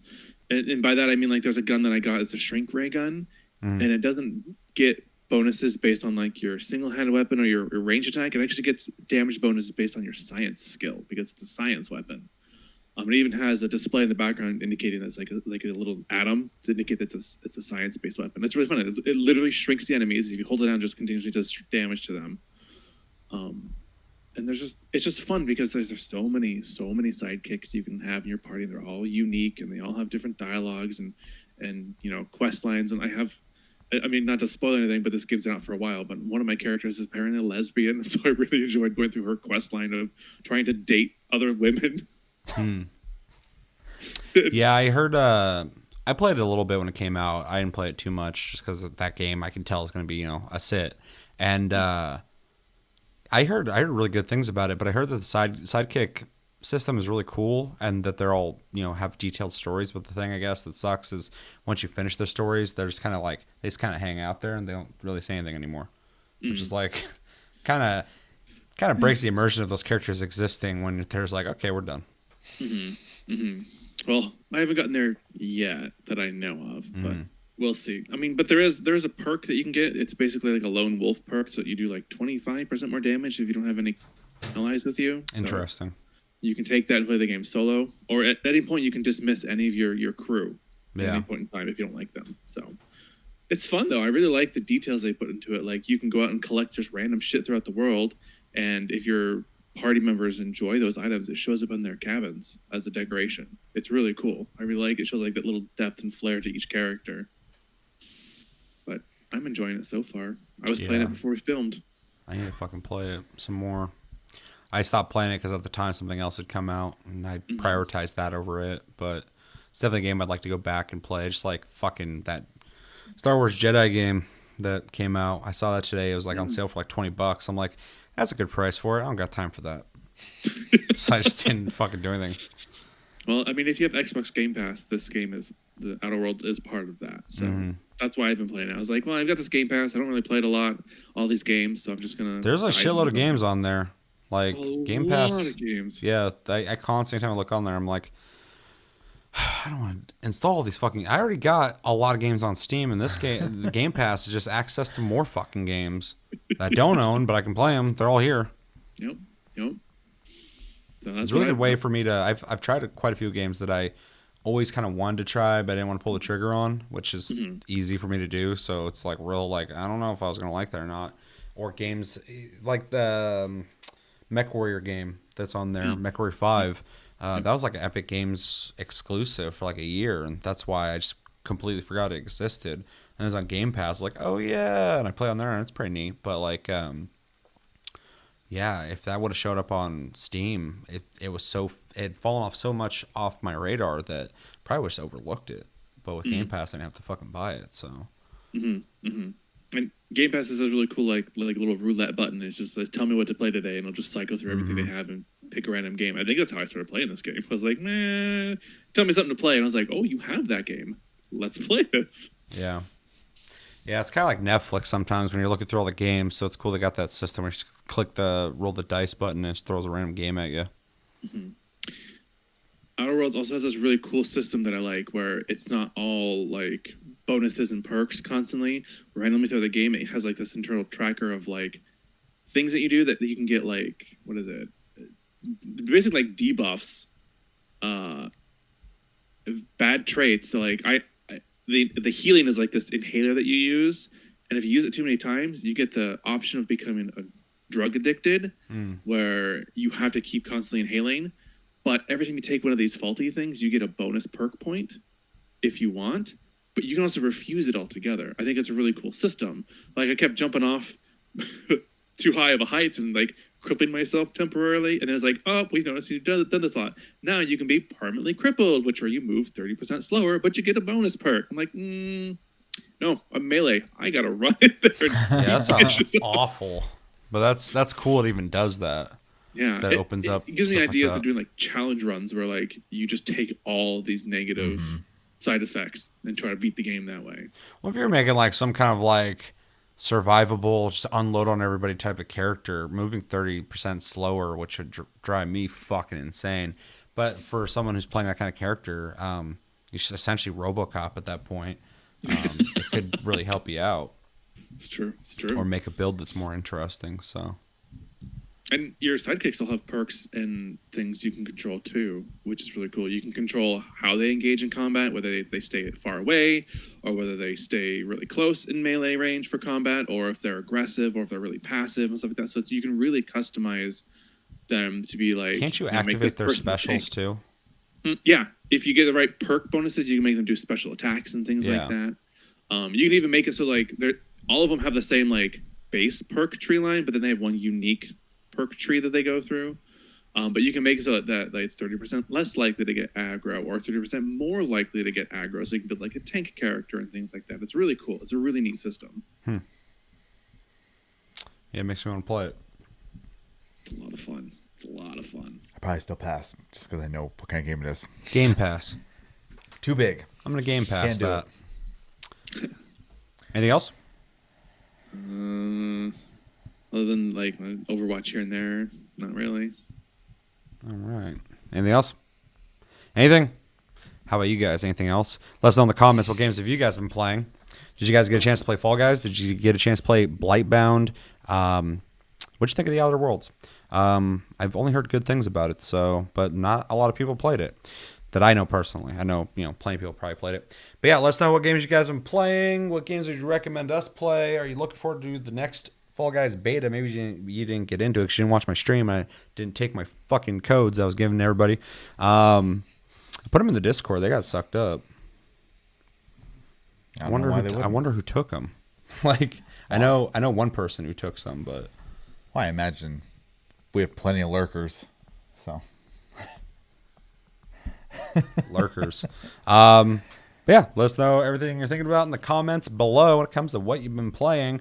So 3 days ago, we were graced with the presence of a new meme called Craig, who's been officially approved by 343 Studios. He is a very mundane-looking brute from the new Halo game. Alongside that, Xbox had a game showcase that they revealed a bunch of games that people saw, apparently. All I saw on Twitter was the Halo memes of Craig. That's his name now, Craig. I'm sure you guys have seen him by now. One of my favorite memes is that Spider-Man meme where it's like, everywhere I go, I see his face, and just shows that guy's like face on the side of the building. I'm like, it's so weird that they showed off the new Halo game, and what people took from it was that guy's face. That brute just fucking looking like this. It's funny in that picture too. There's a rifle just doing the typical Halo fucking rifle melee swinging, and he's just like looking over the gun at him like that. It's like, oh, it's so funny. So yeah, Craig's a thing, and 343 is like, yeah, we approve of this. So that's a thing. So anyway, that happened 3 days ago, and I was gonna do a reaction to it, but I was like, it'd be more fun if we do it on Tastecast. So we're gonna watch the official Xbox Games Showcase, go through it, talk about it, and then have a discussion. I know this shows off a couple games. It's been hard to avoid some of the, not really spoilers. I haven't really seen a whole lot on it, but I've seen a lot of people discussing about 3 games that were shown on the showcase. I've seen a lot of people complaining about a couple things too. I wish Xbox could just get cut some slack, man. Every time they do an event, people are just not happy. But yeah, before we jump into this, what's your anticipation for this? What games would you like to see? I know that they said there's a Halo, or not Halo, of course there is, a Fable coming, which is exciting. I haven't seen what they show here. That is a game I've been saying for a long time. It's time. It's time. Bring Fable back. A couple other games, but yeah, what are you guys looking forward to? Anything you're hoping for? And hoping there's a lot less people sitting around talking. I am definitely, excited at the prospect of a Fable game, and hopefully they can take all the things that I enjoy about Fable and improve upon it. One of the things I've always wanted out of Fable, which they never seemed to nail, was the multiplayer just being like this good multiplayer experience. So hopefully they can get that part down. It was better in 3, but the game itself wasn't as good as 2. So yeah, like 2 is better. Multiplayer is better than 3. Yeah. So and the first game for me tonally was the best. Yeah. So there's a lot of things. How weird is that? There's 3 fucking Fable games, and there's a little bit of each one. I'm like, that was really good. That was really good. That was really good. And then also at the same time, that wasn't good. That was kind of shit. Yeah. Why'd you do that? Yeah. Like, fucking take the good shit. Make it one game. Just put it all in one game. And I actually did play a lot of Fable 3 because even if it wasn't as good as 2, I still thought it was a fun game. And I found myself just kind of... Fable stands alone as a fantasy RPG that is not like other fantasy RPGs. Yeah. If they could just really hone in on making it completely good and not having some good ideas and some meh ideas, they would knock it out of the park. Well, and just like commit to the ideas they have. Sure. Yeah. Because that's kind of the big thing too, is like they've always had that like good and evil system, and you change a little bit, but I never really feel like it matters a lot. Yeah, I guess so. Well, given the time the first Fable came out, yeah, and I'm not trying to bash on it. I'm just saying, like, especially now with what we can do, go nuts with that, man. I would love that. No game really allows your character to like physically just manifest into the way they do, the same way like Fable's ideas were. It'd be even cool to see different ways to manifest evil.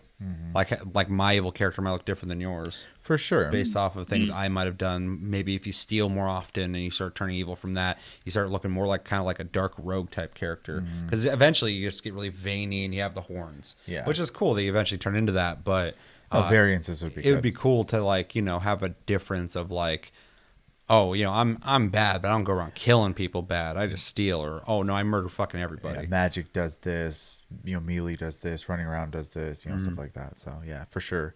But yeah, that is something I'm looking forward to. I know a certain guy who used to make games on the Sega Genesis is involved in a project, and I've seen screenshots of. So I'm curious about that. I'm not gonna spoil it. We're gonna see it. And then don't ruin it for Chris. Look at his anticipation. Yeah, I'm honestly like intrigued. It looks like you're fucking horrified watching a murder. The guy was involved in a couple Sega projects, and they were all really neat. So I would really love to see what they can do now. But we'll see, because a lot of those old school developers kind of get stuck in making old games. So Chevy's talking about Booger Man. Wouldn't that be wild? He's talking about Comic Zone. Or Earthworm Jim. Ooh.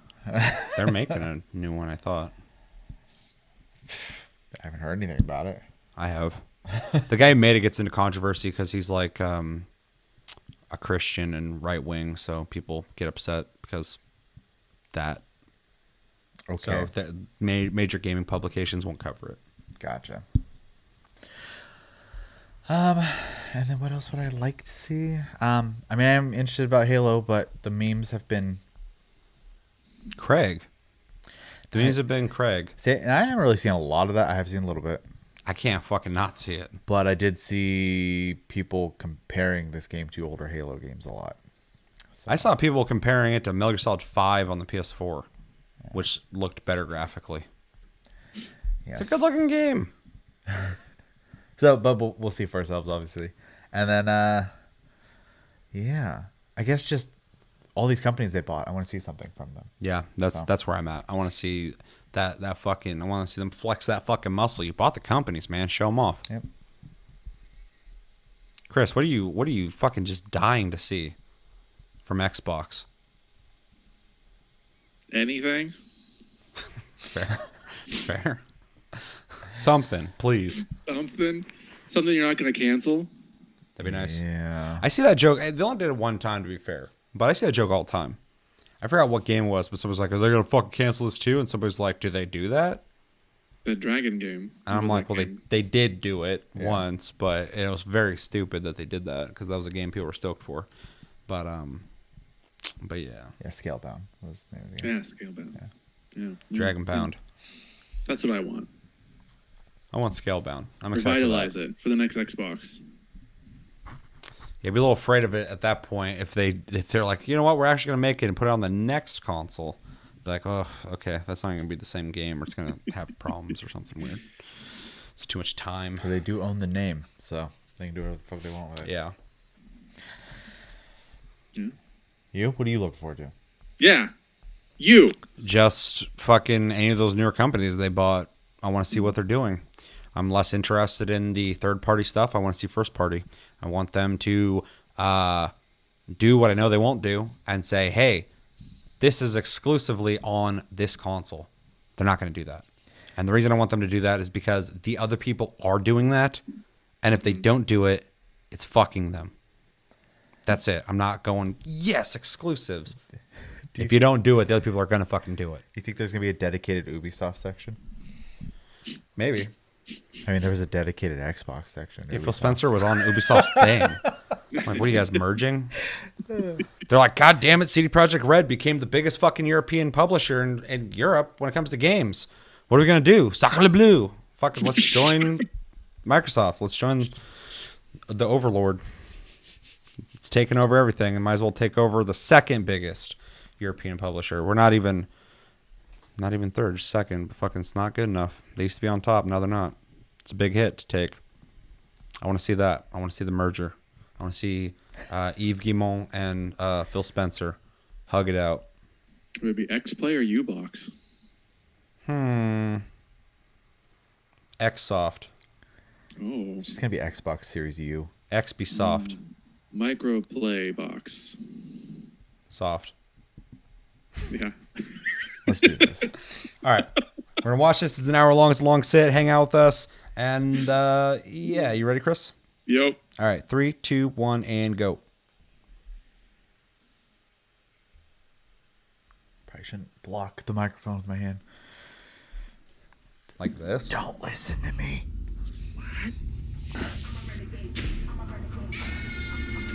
This is horrifying. Yeah. What the fuck?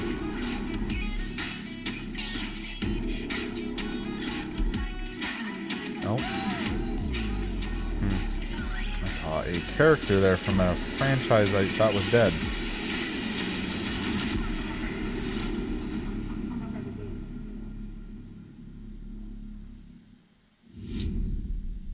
It's a little more professional looking than the first one they did when the pandemic first started. Much appreciated. Well, it's understandable the first time. They're like, what do we do? It is. But I think we would have accepted a delay. Yeah. Is this hello? Apparently the new Halo game is a fucking like soft reboot. Which I don't like. I mean, I don't know where you go with the story, but Did the story conclude in 5? I don't know, man. The Mjolnir exosuit is now complete.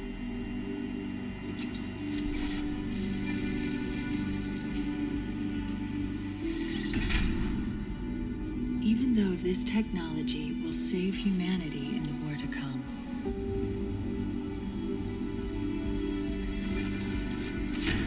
must remind myself. Liquid crystal cannot rise on its own.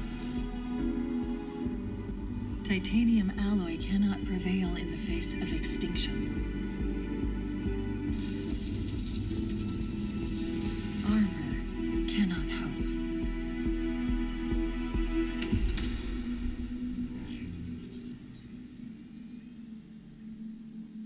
It all means nothing No.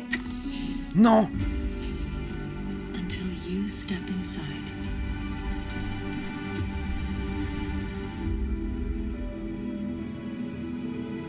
Become the Master Beef. Oh.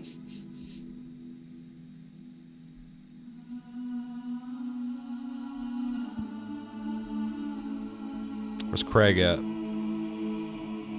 They should make Halo Craig. Am I dead already? I must be. I mean, this is a punishment, right? Yep, this is death.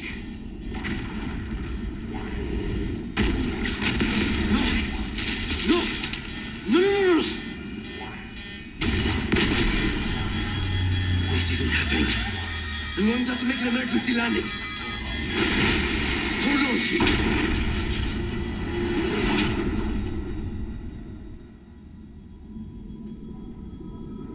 I like how all that shit's happening and Master Chief's just standing in the ship while it's flying around. No. No. You. I can't stand this. Who you are. Breathe. No. You don't get to tell me what to do. You don't get to tell me anything. We're... Are you even listening? I count 3 anti-aircraft cannons. 3 what? You'll be safe here. Oh, I'll be safe. Safe? I haven't been safe since I found you. I found you, remember? You were out there on your own, and you'd still be out there if it wasn't for me. I thought I was going home. There won't be a home if we don't stop the Banished. You keep saying that. We're outgunned, outnumbered. I know I saw condors over there. I'm going to dig through them and find one with the working sleep space drive. And when you're done with this war, we'll get away from here. Far away. Wait here. Oh, please. Let me see what I can find. Cannons first. So they did like the whole father-son thing in God of War. They're trying to do it here. Together. Okay, big guy. Except for they're replacing the child with like a 42-year-old man. It's gonna be a bonding game where Master Chief bonds with his kid.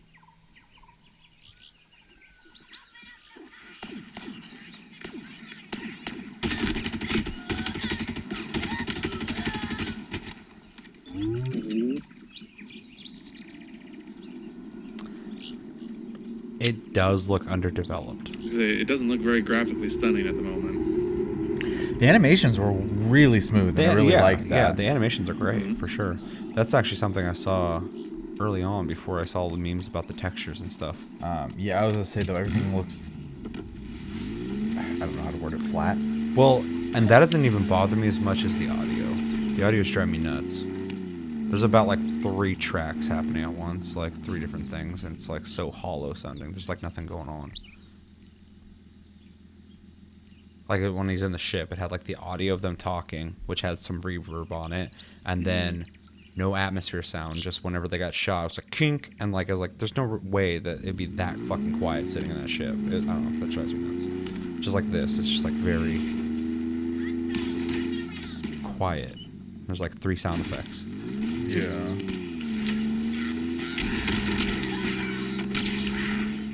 Apparently this game's gonna be an open world too.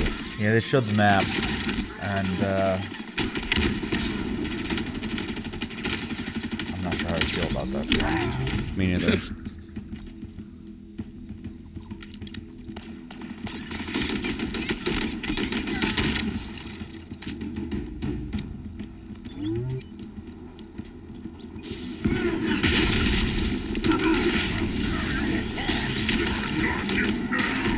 See, otherwise, I mean, it looks like Halo, which is great to see. That like it still looks like it plays the way you would expect it to play.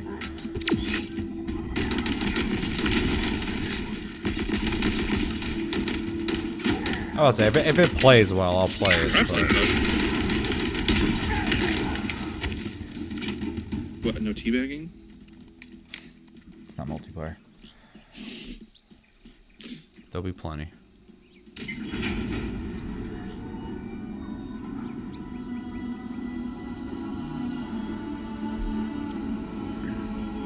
This cloud's just kind of popped in there. I do like the idea of an open world on, like, the Ring, though, Halo. If you can, I don't think you'll be able to, but it'd be cool if you can actually go around that whole fucking thing. The whole thing. Yeah. That'd be a lot, though. Yeah. I think the grappling is weird, only because, like, it seems like, especially because of other Halo games, that you could just, like, boost towards them instead. Yeah, it doesn't fit well for me in Halo for some reason, just because it seems Like a step backwards. it seems like a lateral ability. Like it doesn't. It's not like, oh shit, you can do that now. It's just like you do this and that, and they pretty much do the same thing, kind of. Yeah.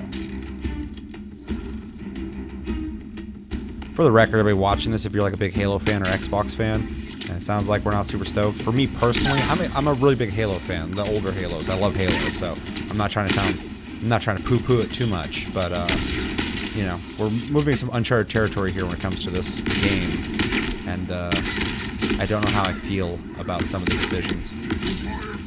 Yeah, I've also played Played pretty much every Halo. most of them. Yeah, I haven't beaten 5, but That's it's the one I haven't beaten either.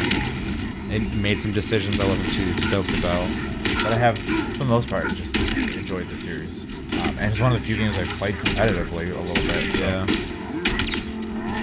I played a few Halos, but they're not really usually my cup of tea. But I try to keep an open mind about any game, really. Yeah.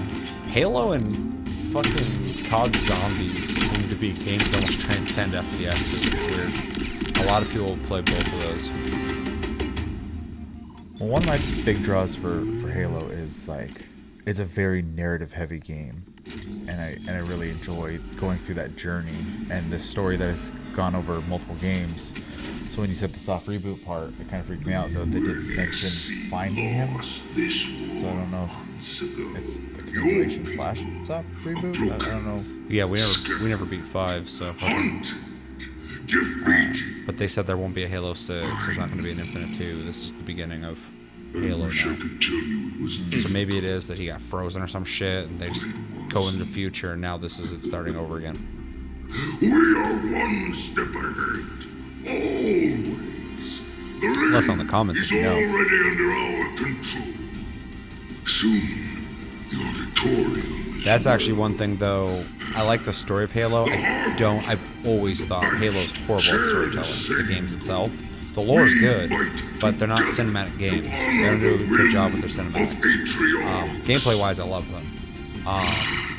And this one seems to be trying to be a little more cinematic than the other ones. weary, lost, alone. Here you now stand. This is my last fight. A true test of legends. Our story will outlive us both. Once again, I like the animations. The lips are great. Like the Sapphire in your heart, Spartan. Bare your fangs. Fight hard. Die well. Where's Craig at, dude? Yeah, it's coming out this fucking year. So, like, I'll be able to play on PC. yeah. Good.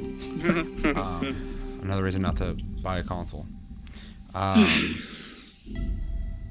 Yeah, they don't got a whole lot of time to do much of the graphics.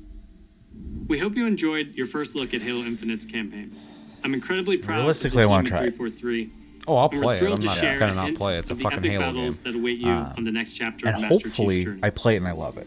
This is what the I most want. ambitious campaign we've ever created at 343. I am nervous because For the first time, players will have the freedom to explore a mysterious new Halo ring that's several times larger than our last 2 Halo games combined. Halo Infinite has been built from the ground up to take full advantage of Xbox Series X. Bigger battles, epic vistas, more complex visual effects, displayed with 10 times the processing power per pixel of Halo 5. This will be running at a flawless 60 frames per second and will allow us to bring the Halo ring to life in ways that have never been possible before. We look forward to sharing even more about Halo Infinite in the coming months, including the first look at multiplayer. And now, please enjoy a glimpse of what others in the Xbox Game Studios family have been working on. It like killed it for me. It's the second time Halo's been killed for me. World premiere.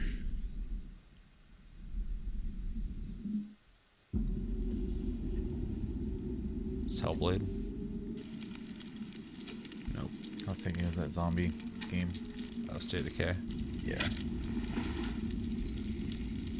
Yeah, most likely is.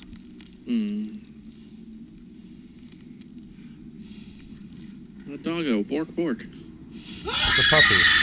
Oh. Rude.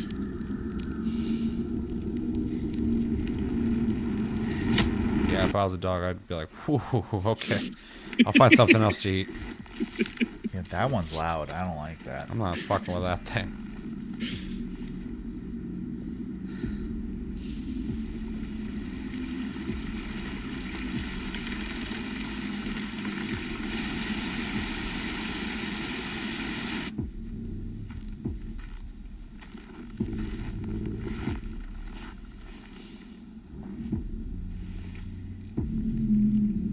I hope this isn't Chris's blood.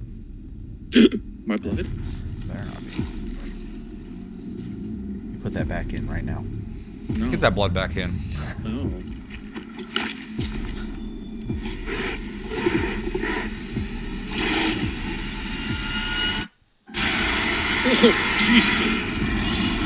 That is very terrifying, actually. I've never thought of a zombie deer. Yeah. That is such a cool like juxtaposition of instead of the wolf hunting the deer hunting the wolf. Yeah. No, that was neat. Tonally, that game does not feel like the other State of Decays. Welcome, everyone, to the Xbox Game Showcase. That's not your living room. Today, Yeah, they let him we're out. showing games from 9 that of is our his living room. 15 He Xbox remodeled. Game Studios. As in the Avengers fucking including Stark Tower. unveils of 5 new first-party games. What you will see today is how Xbox Game Studios are harnessing their passions to bring their dreams to life. We believe that how you find and play your games is as important as the device you I'm play. glad he's wearing a blue shirt, because with all the gray he's Xbox wearing, Game he would just Pass blend is into the best background. way to discover and play.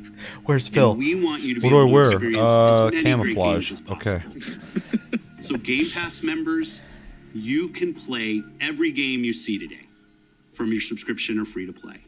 Cool. These games will look and play best on Xbox Series X, delivering unmatched Bullshit. fidelity, PC will play 'em performance, just as precision, good. and immersion. PCs are And we've pretty strong, man. designed the most consistently powerful next-generation console. My PC has And more we built teraflops than the fucking state-of-the-art platform Xbox. technology to allow every It's developer 13. to Nah, realize their let's full put them vision. flops back, right? One studio At the least. that has always pushed the limits of our hardware is Turn 10. And they're early in development on the next Forza Motorsport. And Xbox Series X is bringing them closer to their Let's see dream it, motherfucker. of unprecedented realism with ray tracing and native 4K resolution, all at 60 frames per second. The trailer They're you're about really to see was captured hitting home with 6 frames per second when they're like, in-engine. this game's... People got pissed about, what was it, Ubisoft? It was World premiere. That Valhalla. was Assassin's Creed. Oh, Yeah. Yeah. Now every game they're like, it's gonna run great. We're sorry. So this will be it. They're on a main number again. Fuck, I don't know. We'll see. Was Forza... I think Horizon was the last one that came out. Well, yeah, those are different, though. Well, that's what I'm saying. It's usually every other, I thought. So this should be Forza 8 then, right? Fuck, we'll see. Hopefully. It's crazy how quick Forza caught up with Gran Turismo with these fucking releases. Yeah. Like, slow down. Although Forza 6 wasn't so bad. I never played 7. I hate the early Forzas, though. I was not a fan. I'd pretty much be holding out for Horizons. Oh, dude, Horizon's awesome. My opinion flips fucking completely when it comes to Horizon. I'm not a big soft reboot. They unfreeze the cars, and fucking 2,000 years later, you gotta save the world again, Chief. How weird to see that name. Yeah, except for nobody who worked for Rare back in its glory days works for Rare anymore. It's a completely different company. What was that? Banjo-Kazooie, Donkey Kong, go. Has a rhythm. Yeah, right. We all sense it. But only a few truly feel it. What the fuck is Banjo-Kazooie, man? Dead. It is found in the they're in Smash smallest Bros. moments. Yeah. In every step cool style. of a perilous journey. It's almost like a painting. In the symmetry of ritual. Yeah, it kind of seems inspired by some Studio Ghibli shit, too. In the bonds we share. I like the way it looks. I love the dude's mustache. Yeah, the mustache fucking sold the game to me. I'm already gonna buy this just from the mustache. Or play on Game Pass. I'm not gonna buy it.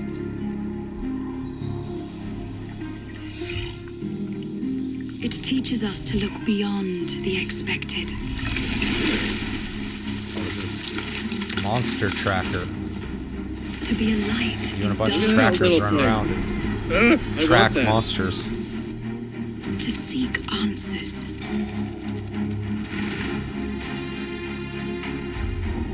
And to stand watch over our world. Crazy amount of imagination. I'm loving this visually. But what's the Our game? world has a rhythm. We all sense it.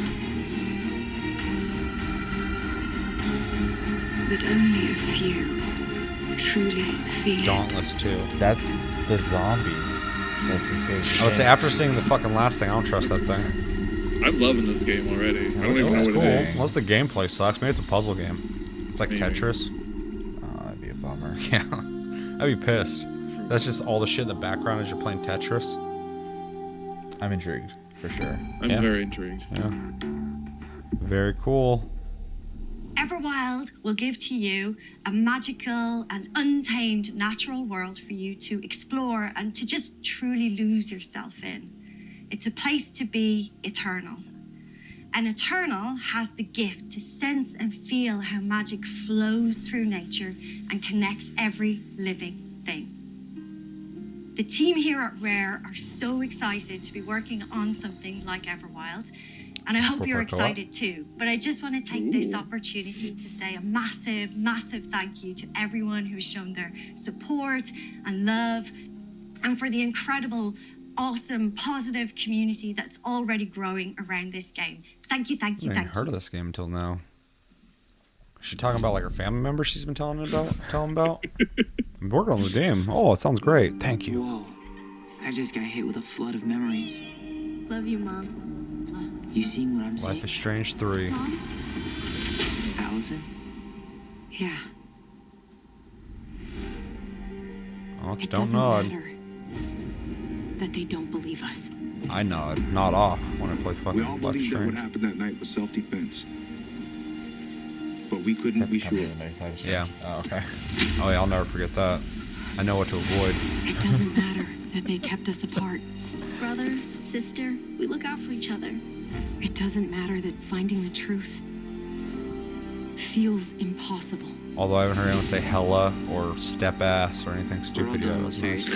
The Seems like only they've stepped thing up. that matters Maybe we got a new writer. is you. Maybe. Yeah, that'd be great. Get rid of that guy. He might get me back.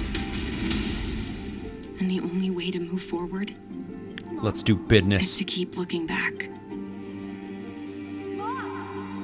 We've been getting these visions whenever we see or hear something really emotional.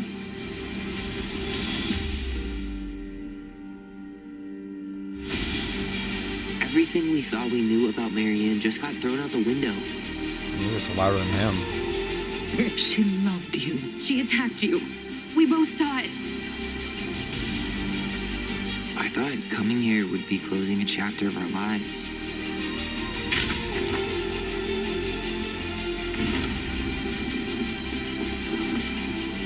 Nothing good comes from I starting got up a old demon in him memories. now. That's the Necronomicon right there.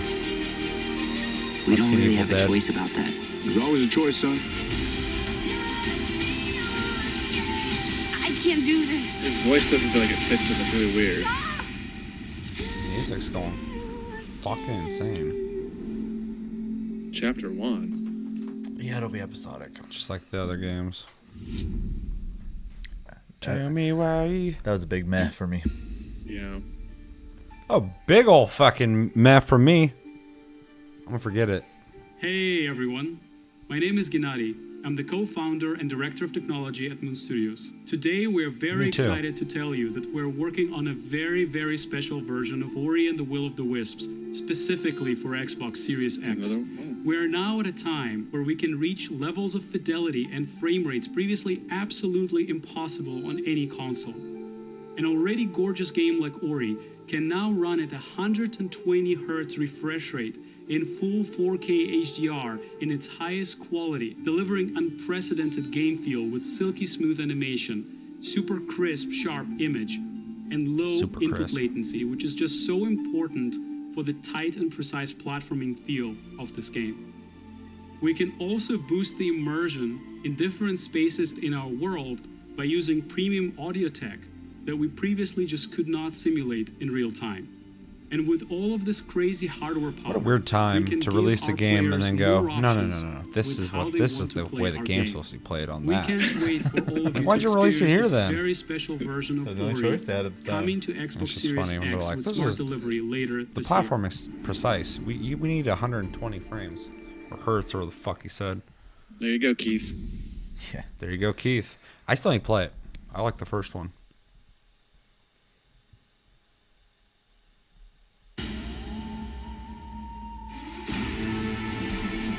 Oh, Outer Worlds. From the furthest reaches of the universe comes the biggest mystery in the galaxy. An abandoned research facility, and now shady corporate intrigue. Marvel of the Gorgon asteroid. Spacer's A Choice. sordid stopover. Full of salacious secrets. And scandalous strangers. Greetings, attractive patron. You are looking downright unlawful today. With the right kind of case, They wanted us to develop a miracle drug. can put you on the wrong side of a gun. Or sword. Or this thing. I'm on the wrong side of that. Whatever it was. Danger. Intrigue. A word of advice before you go, Captain? Trust no one.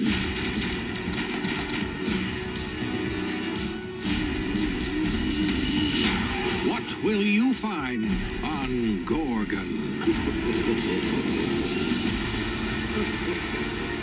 This unit cannot bring you any drinks in its current state. Is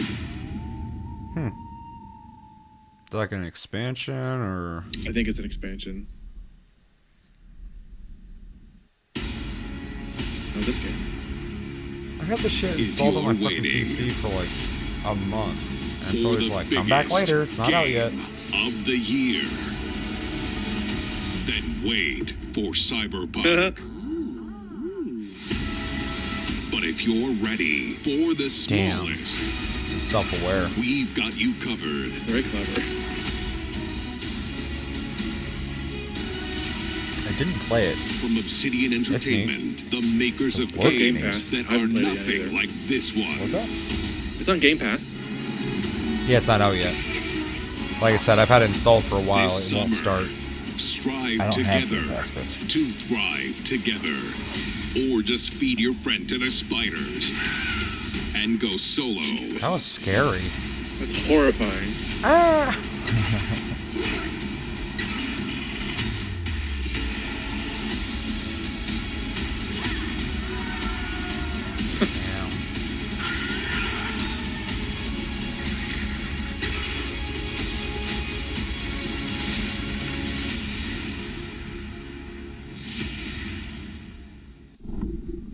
Oh, it's finally coming out.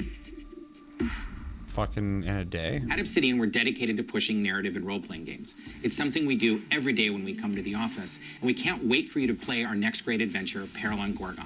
It's the first of 2 planned story expansion packs for the Outer Worlds that we're putting together with our friends from the Private Division. Now, it's also important that we continue to evolve how we tell stories in games, and Grounded is the perfect example of that. The team has been working for the last 2 years on how to tell an Obsidian story within a survival game. Now, what's great is that you're going to be able to play the game on July 28th on Xbox Game Preview and on Steam Early Access. We want to hear from you, and we want to continue to build Grounded together. Oh, yeah. If you've been wondering, we have been working on that next big Obsidian RPG. Check this out. Boy, they're busy. Dude, they're always pumping out games. Crazy.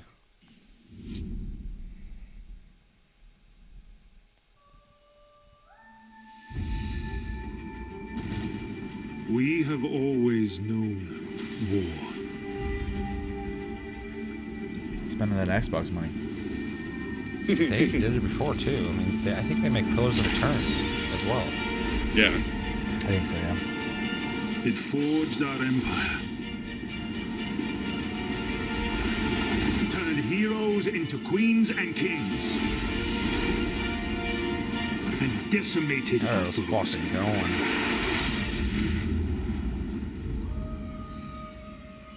Now our oaths are lost, forsaken.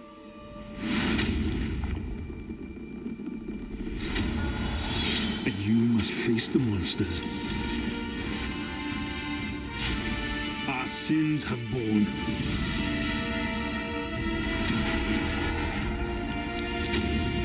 Is an oath worth the weight of a crown?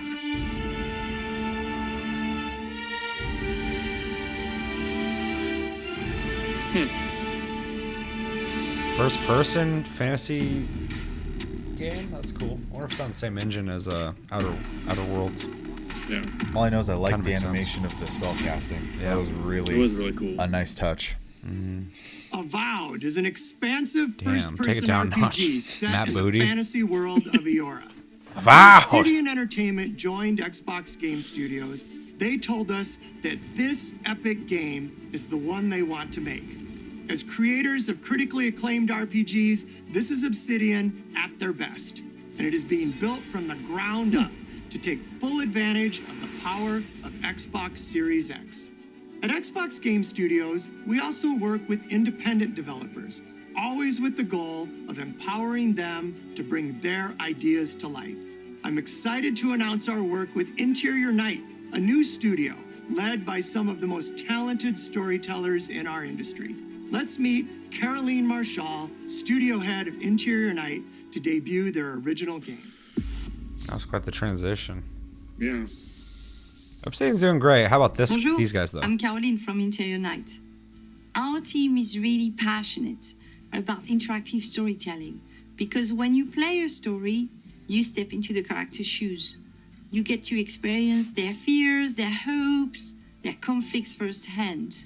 And in the process, you learn more about yourself. And this is quite powerful. Our first game spans 30 years in the American Southwest. Not me, I know myself. It's a story about family, resilience, and sacrifice. But most of all, it's about how you will shape the fate of real, flawed people trying to find their way in a world they don't fit in. I hope you enjoyed the trailer. World premiere.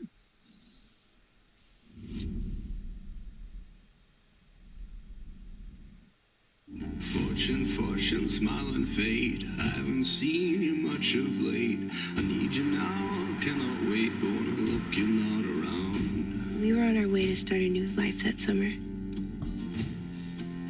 For our family, it was just a stopover.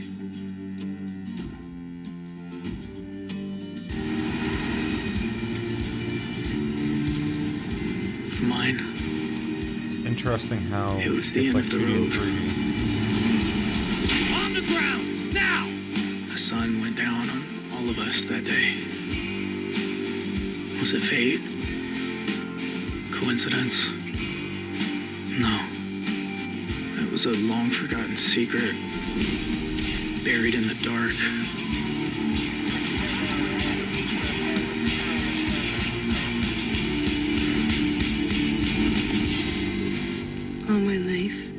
been scared of the shadows. But now, I'm finally ready to step into the light.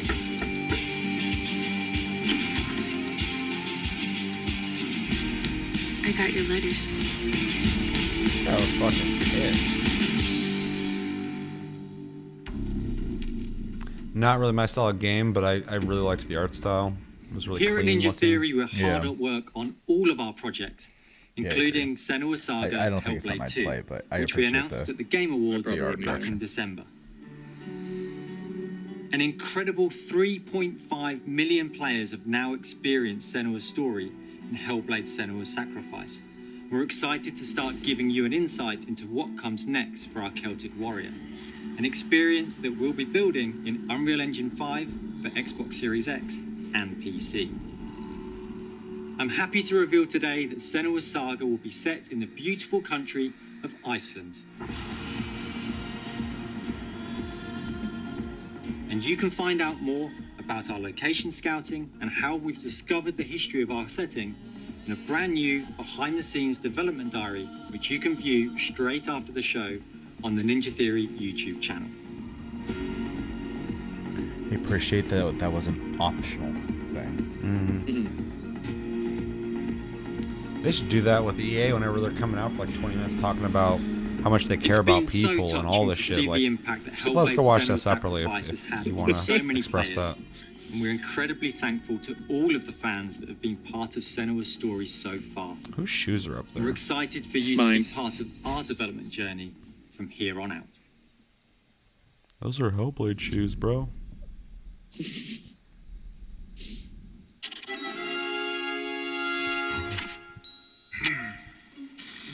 This is Double Fine. What's the Double Fine thing? Yep. I'm getting heavy vibes As soon here. as I saw the double-headed thing, I was like, oh god. What? Peter has been sitting there the whole time. Hey, who wrote the song? Peter. Oh, Peter. Fantastic work. Love the song. Very much. It's going to be fun to Are they sing making it. another Brutal Legend or what? Now it's time to rock. Shall we start rocking? Here, let me move my gut.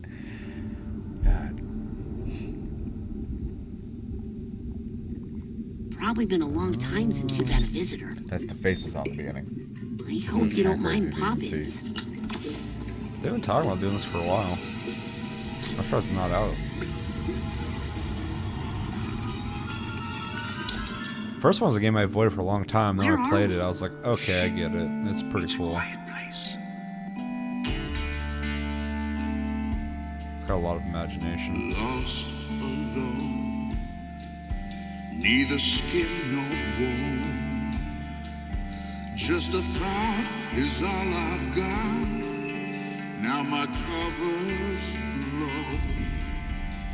At the bottom of a lake, a frozen feeling. His whole fucking Civil War beard is cool. I started healing.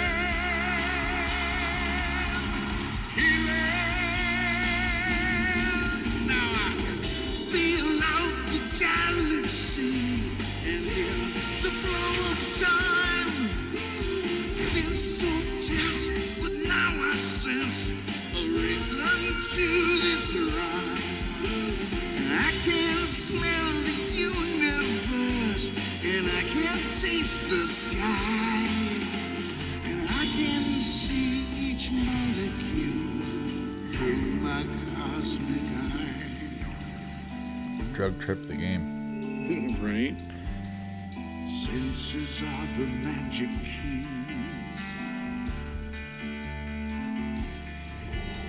They fill the holes I've had. Unlocking all my memories,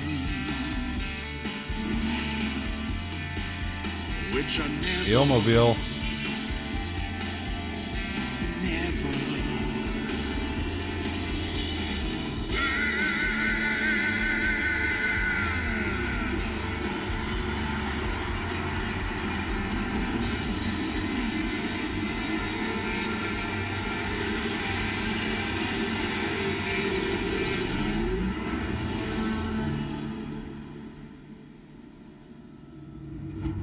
the fuck just happened?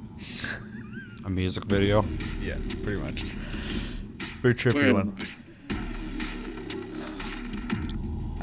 Every single one of these has said Windows at the bottom. We can't wait for you to experience the amazing games built by Xbox Game Studios, and there is just so much more for you to play on Xbox. We are partnering with thousands of creators, from the largest publishers to the smallest independent developers, to bring you the broadest variety of games ever.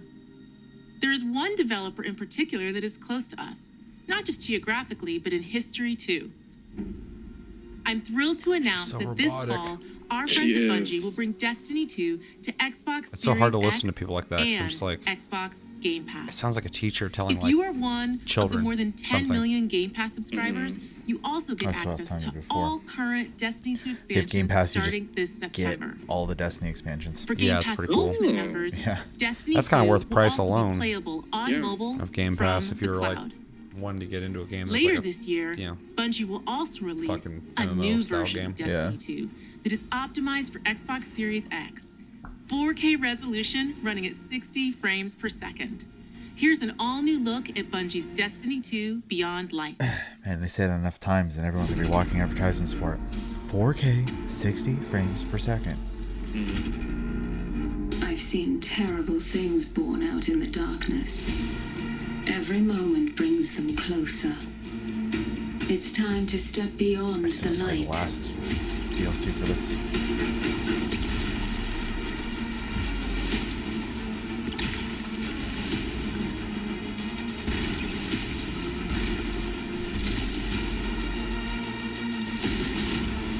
I'm just glad they abandoned doing Destiny 3.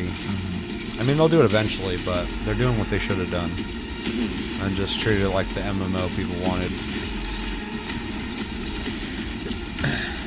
Yeah, actually, and I'm not part of the Destiny 2 community where I'm like playing this game all the time and like I'm out of content, blah blah blah, type of thing. So every time I come back to it, I always have fun playing it. The game plays great. Yeah. And there's always something for me to do because I'm always behind. Yeah, I kind of want to hop back into it, but fucking so many games for me Destiny 2 that right you now. can play any way you want thanks to Xbox Game Pass. Some of the world's most inspired developers are working on games for Xbox Series X, and we're just honored to be able to collaborate with them.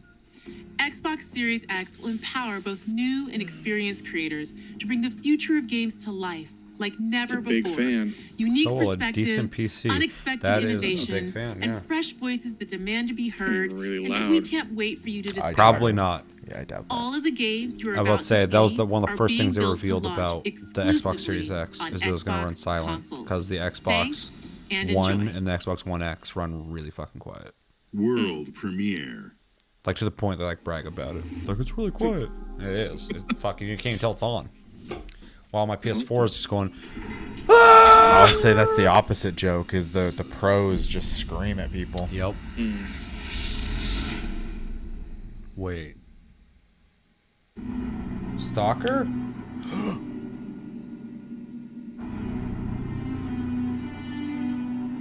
Oh, I think it's a Stalker too.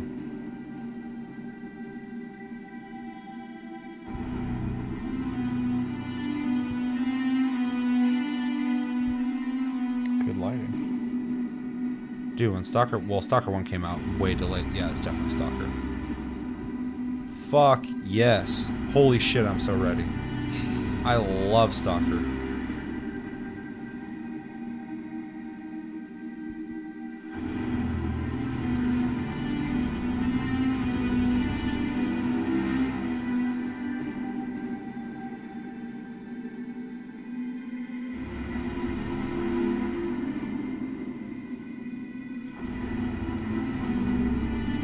That's the fucking small town from the first game. Interesting. So far, this and Hellblade have been the best looking graphical games. Yeah, they're making this on Unreal, which is smart because that's the reason Stalker took so long to come out. Is they made their own engine. Yeah. Well, the next Hellblade's on Unreal as well. Yeah. Oh yeah. I'm so stoked. World premiere.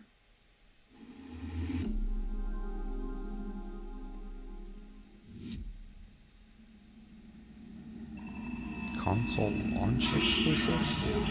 That'd be a nice way of saying time exclusive. Yeah, I was like, what does that mean?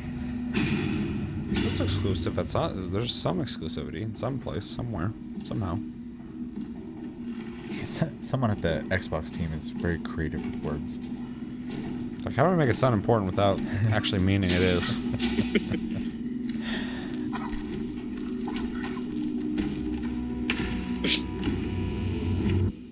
My Lord Inquisitor, I've reached a term of prime and begun our investigations. Some fucking Warhammer shit? I was gonna say, I think they're making like a Warhammer 40k version of Vermintide. Determine the full extent of the unrest. I thought I read that somewhere. I could be wrong though. Oh, you're probably right. I mean, this. I'll know more. Definitely a Warhammer It is Fat game. Sharks, though. They're the ones who made Vermintide too. Yeah. That'd be fucking sick. And they said they're talking about Inquisitors stuff like that.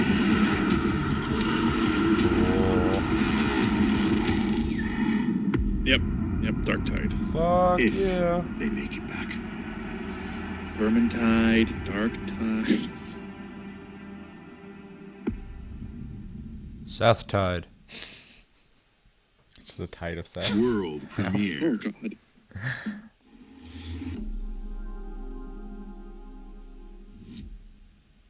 They got some good reveals. I mean, a lot of the shit ain't just Xbox, but they got some good shit.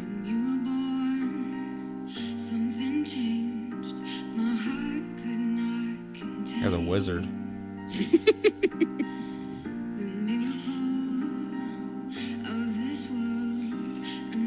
That guy's holding the PS5 controller. Look at that. I shouldn't say that. There's people going, there's copy Xbox. Tetris? Effect? That's what the song's from. And they're making Tetris shapes. And the guy was wearing a Tetris coat. Yeah, I think Tetris Effect is maybe coming out for Xbox. I had heard it was being released on multiple platforms. It's really good. Soundtrack's really good. Yeah, that game is neat. Mm-hmm. That's an experience for sure. Yeah. Yeah.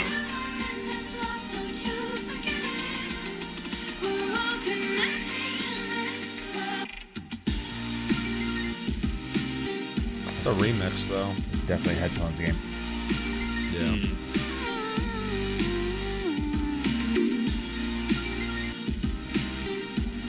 Oh, multiplayer? Weird.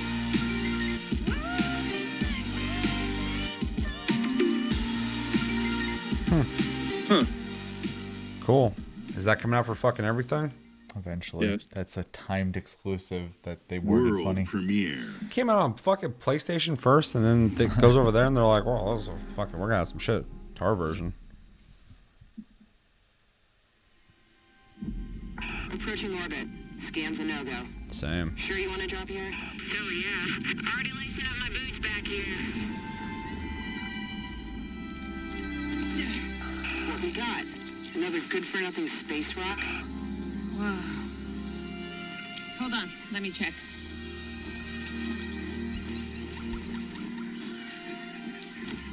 Find anything good? Bex, you're not gonna believe this. Ouch! What the? Ouch. Yeah. I don't know what it is when I touch it. Yeah, why are you touching it? Crash Bandicoot? Run down a hall? Clean the environment game. It's not for me.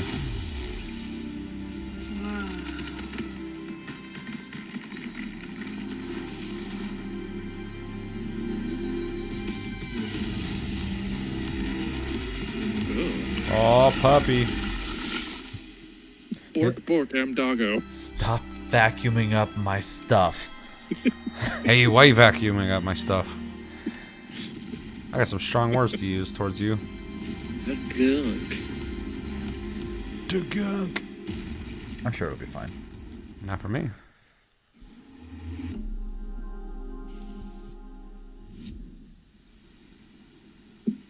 Bloober. Where do you work? Oh, I work over at Bloober team. What do you guys do? We bloob. We make bloopers. Yeah. They're bloobed.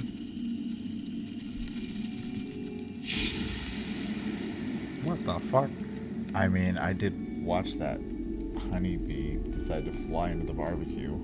It all Bugs aren't exactly smart. with a dead They are not. A forest. The moon. Scent of Effects are so much pines. louder than her voice. And then Yeah. the Fucking gunshot. audio drives me nuts sometimes.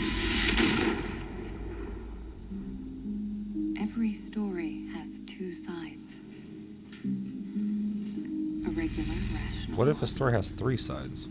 but also a darker Is this gonna be and another deeper narrative game? truth. Looks like it. Not unlike a nightmare. I can see both. Worse, I can live them.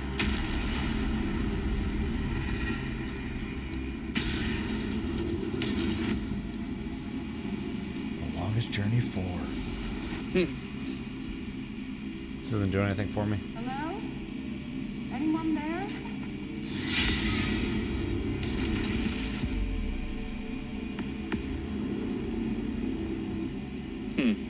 What is this place?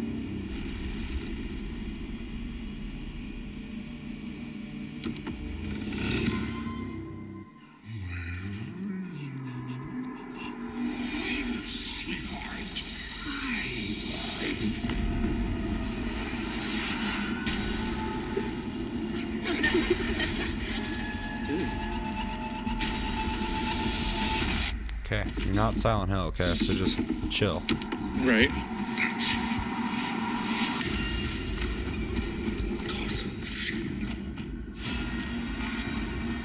It's sad. I think the normal reality is more interesting looking than the alternate one. Looks kind of generic.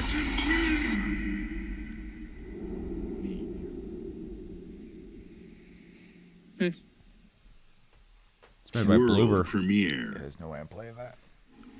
Me neither. Unless people are like, that's really fucking good. And be like, Bloober? Sega. Here it is. Is this Oh no. the rumor I heard of? The new Phantasy Star, maybe? It's not new, but yeah.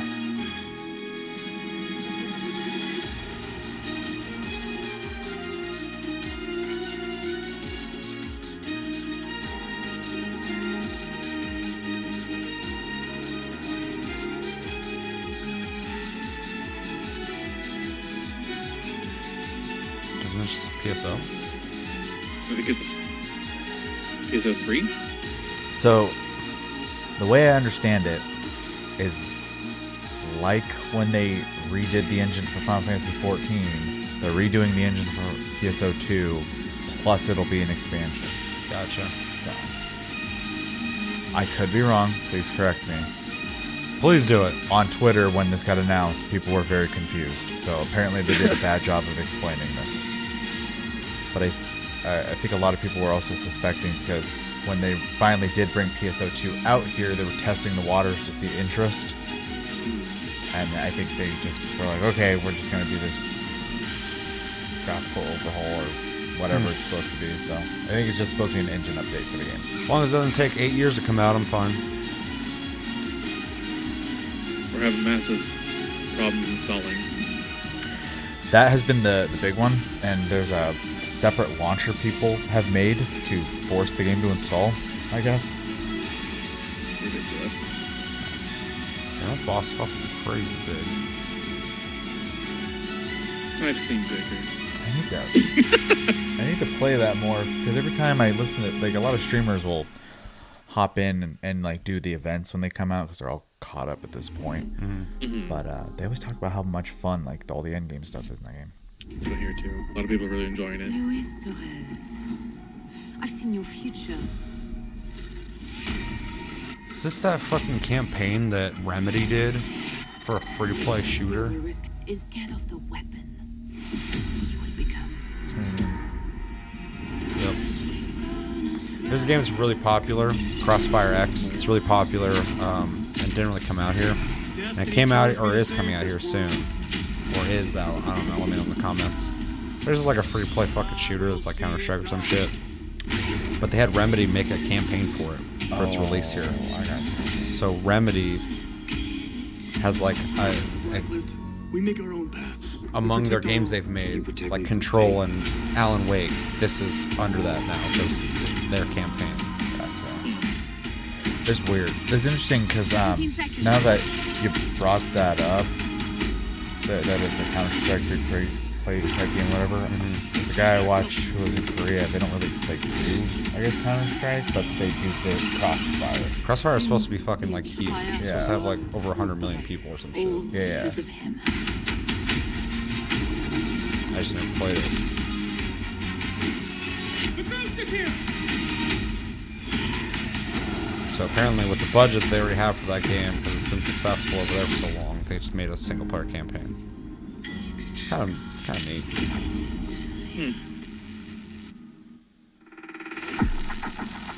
Today, you saw 10 world That's the only reason I'm premieres curious about and it. 22 console launch exclusives.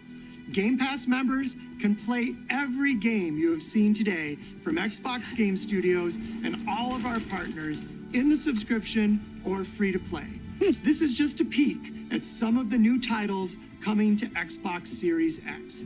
And some of the games you already love and some you have yet to play will also be optimized for Xbox Series X. Games like Forza Horizon 4, Gears 5, and Sea of Thieves. You'll get the next-gen upgrades at no additional cost when they launch. You can expect a lineup of over 100 titles for Xbox Series X this holiday season. With Series X and Game Pass, Xbox is the place to play, and you are at the center of everything we do. He was almost asking us. You may have And noticed you? we didn't get to visit all Are of you our gonna Xbox be, Game maybe? Studios today. That Hopefully means we'll see you we'll there. have more to share later this year. But until then, here's one more thing. World premiere. Bonus. Le fable. Le fable. J'adore le fable. Sorry, anyone who speaks French. For speaking your language very well. The best. The world is filled with stories of legendary heroes and treacherous You're villains. going to put le fable on le table. Un papier. Of fantastical creatures and wondrous places where nature and magic live in perfect harmony. Perfect harmony. This is really... Oh. Damn. Not all stories have happy endings, He's got that blank stare too. but yours has yet to be written.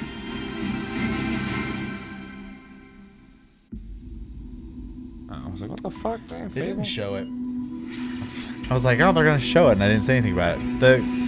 One of the guys who was like helped make Sonic and Knights, they have a game coming out. So, and I thought it was on an Xbox game, so that's why I thought it'd be shown here. So, There's a Square's publishing it too. Yeah, there's a that's Ballon or whatever, Ballon or whatever the fuck it's called. Yep, that's yeah. That was that had nothing to do with this. That just came out the same day. Huh. It's Anyway, gonna be on everything, I think. it looks interesting. I Yeah, also think yeah, it the does. Square being the publisher of it is really interesting as well. Yeah, it makes me worried. It's either gonna be good or bad. Square has a track record of fucking making great games or shit games. I think they make great games. They publish whatever. Sure. All the time. Okay, I'll say this. They're responsible for great games and shit games. There's not really an in-between with them. Whereas like Ubisoft, their games are all like decent to really good.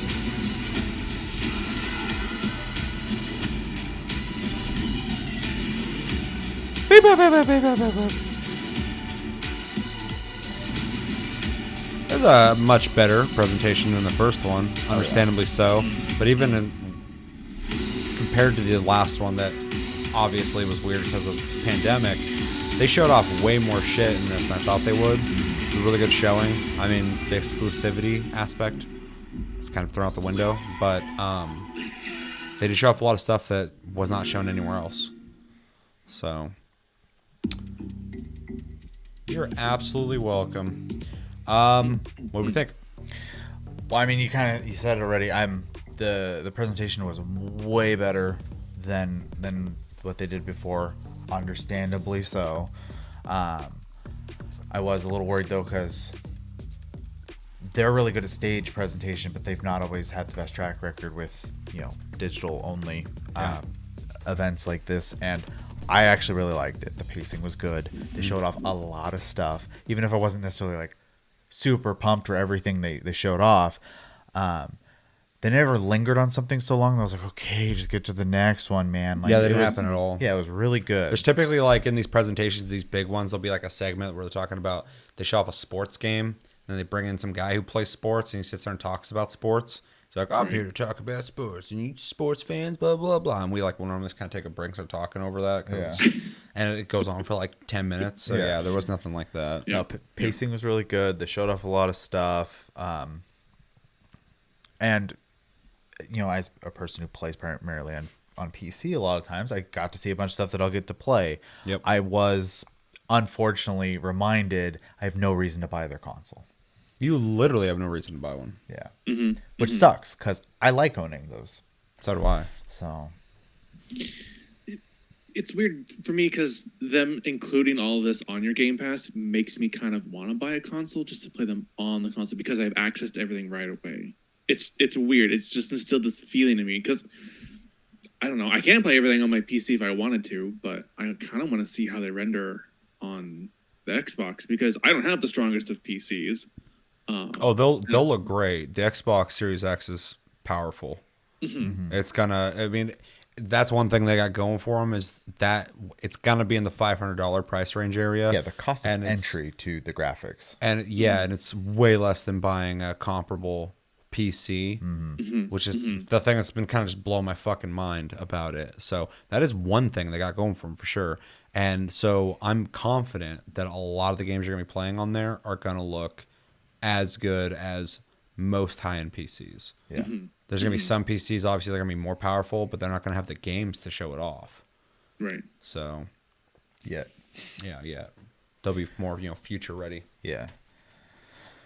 No, for sure. Overall, it was good, though. I enjoyed the presentation. I'm glad to see that they were able to do something like that. Obviously, I didn't get, once again, and this isn't a Microsoft versus Sony thing, is just the Sony one had more things that I was like just ready for. I will give them credit though. There's a bunch of games there I want to play, and I am like, for example, that Grounded game I want to play. I'm very interested in Halo, and the fact that I do get to try it without buying, a console for something I'm kind of questionable. Or buying the game. I mean that's fair too. I mean they showed a catalog of Game Pass games coming soon. Yeah. It's like if Netflix had an hour-long thing showing you movies coming out for Netflix. Yeah, I'm excited at the prospect of a new Fable game. Yeah. Though I don't think it's the original people anymore, is it? No, a lot of people left. So that could be good or bad. Peter Molyneux? Is that the guy who sells rocks to people? Yeah, pretty much. But I mean, if they got a team that can like still harness that like Fable feel, but just make a better game, awesome. So yeah. Pretty much almost every single game that they showed, I want to play. So that's really cool. Whether I'll be playing it on an Xbox, PC, or when it's not on either, and also is on PlayStation, because a lot of those games will be on everything. I want to play a lot of them. Stalker was legit. I knew it was coming, but to see a trailer for it got me hyped. I don't think I will do a whole lot for people who are not fans of the series, just because it was just weird. But for me, seeing all those anomalies, like the gravity anomaly and shit, just brought me back to Stalker. I fucking love it. And I can't wait to see that game once we start getting gameplay. I hope it doesn't take them like 10 years to make like the first game. But really excited for that. Halo, I got mixed feelings on because no matter what my thoughts on it are, I'm going to play it. For sure. Halo is a series that they don't just pop out. They make them when they want to make them, and so there still is this legacy to Halo that I feel like if there is a Halo, I got to play it, because the ones I do love, I fucking love. And the ones that I don't like, it's not even like, oh man, they fucked it up. It's just like, oh, there's gonna be other Halos. It's fine. So I'm excited for it. The visual fidelity of it looked really good. The graphics were fine. Really, the textures was kind of the biggest thing. They seemed kind of vacant. My biggest complaint was the audio, which is weird. But you're not going to hear that from a lot of people. But I just listening to it, I was just like, man, you could really just add a couple more sound effects in each area to make it feel a little more like it's happening, not like you're just walking through a video game. I don't know. It's so vacant sounding. But yeah, I'm excited to play new Halo, though. I mean, like, there's a lot of missteps with the last one, so I hope they can fix those, because I used to love Halo's multiplayer. So I would love to get back into Halo again when it comes to multiplayer. I'm glad Grounded's coming out in like a day, because I've had that shit installed on my PC. A long time ago, it was like, install Grounded? I'm like, fuck yeah, I want to play that. And I click, and it's like, it's not out yet. Come back later. I'm like, okay, bye. Preload, huh? Yeah, a long time ago. I've had it on my PC for a while. So I'll get to play that soon, which is great.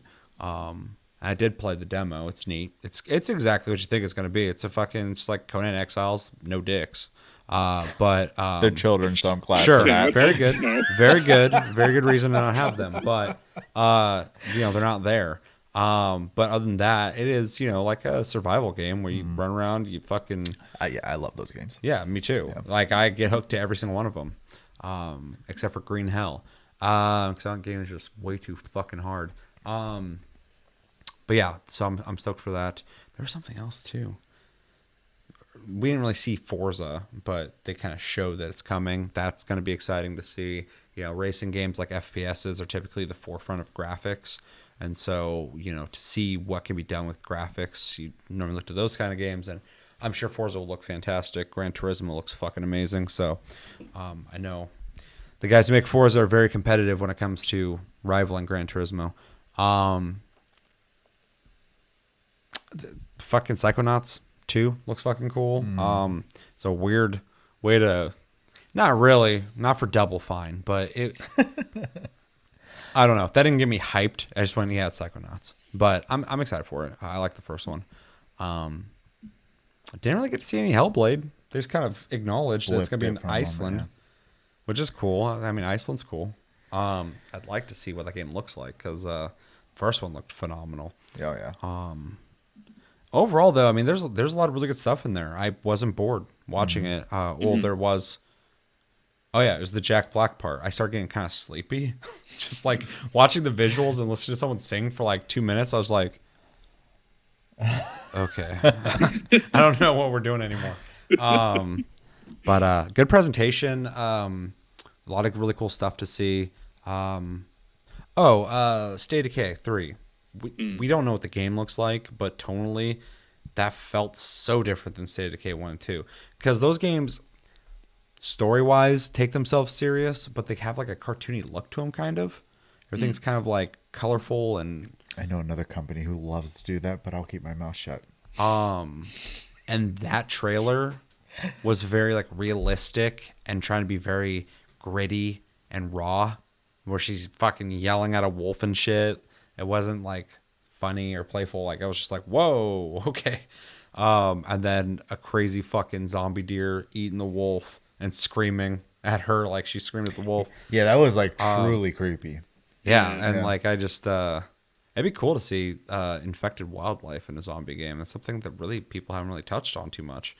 Outside of like, if you're playing RPG and it's like a zombie wolf, like, okay, whatever. But to see like just anything infected by that would be an interesting take on the zombie genre. Bring back Parasite Eve. Yeah. That's got some gross animals. Bring back Parasite Eve, Xbox. They can help pay for it. It's fine. I don't take care that, as long as it comes out. Take that Microsoft money. But yeah, cool presentation, cool announcements, a lot of stuff there I'm interested in. And I can't wait to play them on Game Pass on PC.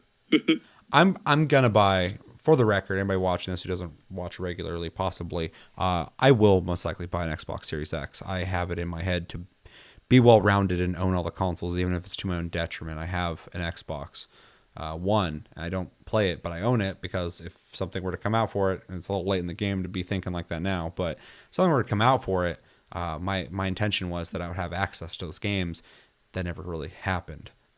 So There's 2 games early on that I could only play on Xbox, but other than that, it's been in my closet collecting dust. And I still play Xbox games on PC, and they're all great. So, but I will probably repeat that same mentality going into the next generation of consoles with the Xbox Series X. Although I hope I'm surprised, because I feel like I'm gonna spend money and invest in the same scenario. I say honestly, probably should just thank them for saving me money. Yeah, 100. Well, a lot of people. Yeah. That's a lot of people's argument for Xbox too. They're like, Xbox cares about saving people money. I'm like, well, they don't. They want your money. Yeah. They're just trying to get it in different ways. They've gone a different route. They are not thinking about the console anymore. The console exists only as an option for you to play their games. Their future is Game Pass. Yeah. Well, and like we already brought up, the Xbox, super affordable price of entry for the type of graphics you'll get when it comes out. Yeah, if it's under $1,000, it's crazy. Yeah, because those, and it's gonna be, of course, those video cards $1,000 are $1,000. Yeah. So, yeah, anywhere between $800 to $1,000. Yeah, just for the fucking graphics card. So yeah, it's crazy, and that's for both consoles. That's fine. It's crazy. But yeah, owning an Xbox Series X, if you don't have a high-end PC, is a great deal. It's a great deal. So I'm not trying to deter anyone from buying one or saying it's a bad move. Just for somebody who does have the PC, who can play this shit at the highest graphics,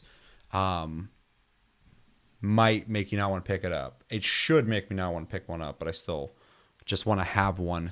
But yeah, yeah, I don't know. It exists as an option for people to be able to play those games if they don't have the PC, which most people probably don't. So. Yeah, it kind of sucks because, like, you know, I like the idea of having the box and like the reason to use it and stuff like that, but at the same time, the direction they're shifting as well, I'm not necessarily opposed to it. I'm more so just bummed out by it, I guess, on a personal level. But I do think what they're doing is very smart. I do like the ability for just access to a library of games, whether you decide to buy, to pay for a service, to have the PC, to have the box. The access aspect is awesome, and it's a very morally good route to go, right? I like the idea that no matter where you're at, you can play Xbox games. Right. People say that as if they're above PlayStation in the sense that they're not, hungry for money or whatever. I'm like, no, they are. They're just going a different route. But it hurts them in the long run when it comes to the consoles. Not as a brand, not as Microsoft. It hurts them because they're not doing the exclusives, but everybody else will, no matter what. There's not going to be a future where everybody's just like has all their games on everything and still making consoles. It doesn't make sense for them to do that. So where they're not willing to do that, somebody else is going to make exclusives, experiences you can only have on their consoles, things you can only do with their peripherals and their controllers, which makes complete sense. I like that. I like the idea that these guys have a different controller with different things that you can't get on that console. So you got to make games for that. It's inventing new ways to play, and that's important. And so if you're not willing to partake in that, you're not being competitive in the sense that you most likely are not going to get the same sales on your console as them, because there are options available to consumers. That's great for them. They get to save money. That's awesome for everybody. But the brand, the console, will not do as well. And we'll see in this next gen, but I'll put money on it. I'd put money on it. I don't think the Xbox Series X is going to sell as well as the PS5, just because if they do not have exclusives, they are only going to get their sales based off of brand loyalty, people looking for an affordable option to play these games that prefer the Xbox infrastructure. That's it. Yeah. I cannot tell you. The amount of people I know, personally, of course, is anecdotal, but that's my reality, so it's real. Fucking that will not buy an Xbox for years. The Xbox has been out. The amount of people I know who have not bought an Xbox because they can play the games on PC, which saves them money. It's good for them. It's great. But the amount of people that fucking will not buy the console because of that is staggering. It's huge. If I know a lot of people like that, there's got to be a lot more, which sucks. I want people to be running out to buy an Xbox. But you don't have to if you have another option, and they give you that option. Yeah, And the other audience obviously is, I know there are people who specifically who work in like, have computer jobs. And they come home, they don't want to play games on a computer because it feels like work still. Yeah. So they want to come home and they want to hold a controller. That feels like winding down. I mean, I'm like that, yeah, but I'll normally go to my PlayStation or my Switch because there's the experiences I can have on there. For sure. I'm just saying to mix in with that, like there are people who like that controller better. They might like the AM structure better. They also don't want a PC. So yeah, yeah. There's certain people who have weird stigmas against PC, which is to each their own, for sure. But I know some people who view PC gaming like a different thing, and then there's a huge group of people on Twitter who view PC gaming as not comparable to console gaming, has nothing to do with it. And I'm like, you're fucking high. Everything that happens on PC when it comes to purchasing games 100% affects everywhere else you could buy games. It is a fucking platform for gaming, the same as a console. It just does more. I would argue PC only has two reasons to exist these days. One's gaming and one's work. Yeah. I mean, social media and shit. Your phone does Your that. phone but does people that. still use the PCs for it as well. The PC is like a hobbyist thing and an employment thing at this point because your phone does everything you needed to do. Otherwise, yeah, but people still use the PC for those things as well. It hasn't taken that out completely. I know a bunch of people use their PC to use like Facebook, watch YouTube, blah blah blah blah. A lot of people on their laptops watch like fucking Netflix and shit that I know. But I mean, yeah, it is pretty narrowed down. But the argument that PC is not the same, only in its like hardware, I guess. But if a game is on PC, PS4, Switch, and Xbox, and I buy it for PC, I have now taken that sale from the other three consoles. Mm-hmm. It is absolutely in the running. It affects the sales of the other consoles, just like the consoles affect the sales of PC games. It's all the same shit. But those are probably like really young people making this argument, so because they're nonsensical. Yeah, damn whippersnappers. Yeah, I'm too old to be nonsensical on that. There's plenty of things I'm nonsensical about. Like buying a console I don't need, but I will do it anyway. I'm not like that. I need to have a reason to buy it. So I'm also the guy that goes, "Hey, a new camera. How many cameras you got?" 8. Do you need it? Camera. No, Don't. New camera. Shh. Don't need it. Want it. Do you need anything? Good question. Food. That's a good counter. Need food. You don't need it. Yes, you do. No, you don't. You can just die. Do you need to live? No. You want to. It's an easy argument to make. It's stupid, but you can make it. And it's infallible. You can't argue against it. It's all wants. They're very great ones. Sure, I agree. So is my want for cameras. I can't. Yeah. Let's grade. Let's grade the presentation. And do you guys have anything else to say on it? No. No, not so much. Yeah. I'm gonna give it a B+. I'm gonna give it a strong B+. I think it was good. I think it had really good stuff for me personally. I liked almost everything they showed off. I think the presentation itself was done very sleek, very professional looking. I think the people who did talk, aside from 2 people, but specifically that chick who talked like a robot, I don't like that robot fucking corporate speak shit. That shit drives me nuts. That's why the EA presentations piss me off. Everyone talks like that in their presentations. Outside of that, though, they kept it short, sweet. They told you the info you needed to know. They did reiterate many times the 4K 60 thing that people have been, worried about, which makes sense. More so, it's kind of a joke to me that they did it so much, but I get why they did it. It didn't bother me. And yeah, a lot of really cool reveals, teasers, and games to look forward to. A lot of reassurance that my monthly payment to Game Pass is not wasted. I'm getting games all the fucking time, and I get to look forward to some of the biggest fucking titles on the planet coming to Game Pass. So they just keep getting my money every month, because when I use Game Pass, I'm never disappointed. So the future is Game Pass. But yeah, I feel like a solid B+. Not A territory, but it's really good. So my struggle there was, I do as a presentation think they did great.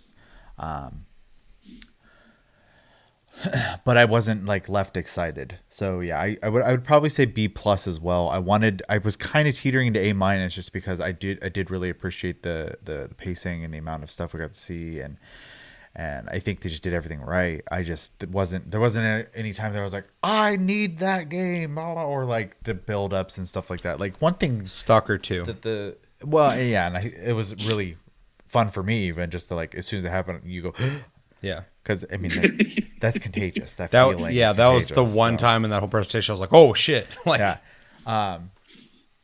Versus, the more recent, their competition, the video they released, they gave us a very crazy experience even when they weren't showing a game, which kind of edged that up. I think. Not saying that everyone needs to do that, but they kind of went above and beyond in that regard. So did you give it a B+ or A-? I gave it a B+. I think you almost convinced me to give it an A-, but it's like right there, man. It is right there because it was really well done. Maybe if I had one more like Halo should have done that to me. I agree. It should have done that. So instead, it left me going, I'm still gonna play it. But if we saw State of Decay 3, Hellblade, or Forza, might have tipped it over to the A- area, just because there's more of Xbox going, we bought a bunch of people, we got big games coming. Can we see them? They're coming. They're working on them right now. We just freshly bought them. Maybe. That's pretty much it. And we're getting just a little closer. I mean, they're treating some of their companies like Sony treated the PS5 for like ever. You know what would probably bump this up to A- for me if Fable wasn't spoiled on Twitter for me, because I think Fable would have been enough to bump me up to A-. I want to see something on it, but maybe it's a little too early. Well, I am going to give it an A- because I think the presentation was one of the best ones I've seen so far. Just because it was, like you said, the pacing was amazing. It was just so well put together. I was checking times periodically, and I was like, wait, we're this far already into the thing? Oh my God. I wasn't bored. I wasn't just sitting there like, oh God, quit talking about fucking how you have the direction of how you want to build this game for the community, and this is the community you built it for, and here's the community, and this is the people we have around us. Like they were precise to the point, but not like, just like, it was just, the pacing was perfect. Anger snapping. Go. And even though everything is going to be on the Game Pass, I think it still was like, oh, I'm excited to play these games. I'm excited to do this stuff. I'm excited to get my hands on that. And it did, for some odd thing in my monkey brain, be like, I kind of want to buy an Xbox for this. Yeah, you said that, and I was like, huh, interesting. Yeah. There's a subliminal message in that video. It's like, buy Xbox, buy the Series X. Works on Chris. Yeah. Chris is like, yes. He went into it going like, and then he's like, wait, I want to buy an Xbox. What happened? Did something happen the last hour? I don't remember what the fuck just happened. But yeah, if there was anything more exclusive, I think it would have been an A for me. Like actually exclusive for the console itself. Let's have this. There's just a frequency in that whole fucking presentation that only certain people can hear. And we're just watching and they're like, Xbox, blah, blah, blah. And to him, he's just hearing this high frequency and like someone speaking in Latin to him. Just like fucking telling him all sorts of shit. He's like, whoa. Like there's activation words in there. They're like 4K, 60 frames per second. And Chris yeah, you got to I have to buy you got to repeat it 5 times within an hour and unlock certain parts of people's brains. Unfortunately, I got nothing in my house that can run a 4K 60 frames per second monitor. I got nothing like that. They're super cheap now, man. Monitors. Yeah, I kind of want to fucking buy a crazy one. I say 4K displays are very affordable now. Yeah, and still not the standard, which is wild. Yeah, because you can go to like Walmart 1080p and buy and a 4K TV coexist for $200 right now, like very comfortably together. Yeah, I know all sorts of people who have like a 4K in one room and a 10, like because 1080p still looks pretty decent. My computer monitor is 1080, so yeah, so is mine. I'm not even fucking thinking about upgrading it right now. I love how it just fucking wraps around me like a fucking blanket. It can be a little frantic in some games, but yeah, I know it's great. FPS it's scary because I'm just like, I feel like I'm in a room. Like, where the fuck are they? I have to turn my character and turn my head. My neck hurts all the time playing games on them. I'm just like, like if I walk up to a street, I actually have to look left and right on my fucking monitor to see if anyone's coming and shit. It's kind of cool, kind of not. So you gave it an A-. B+ is pretty much on the cusp of giving an A- because it was really good. I just needed that fucking hit, but which Halo should have been. And where the fuck was Craig at? You got to really freeze frame to find that guy because I didn't see him. I didn't either.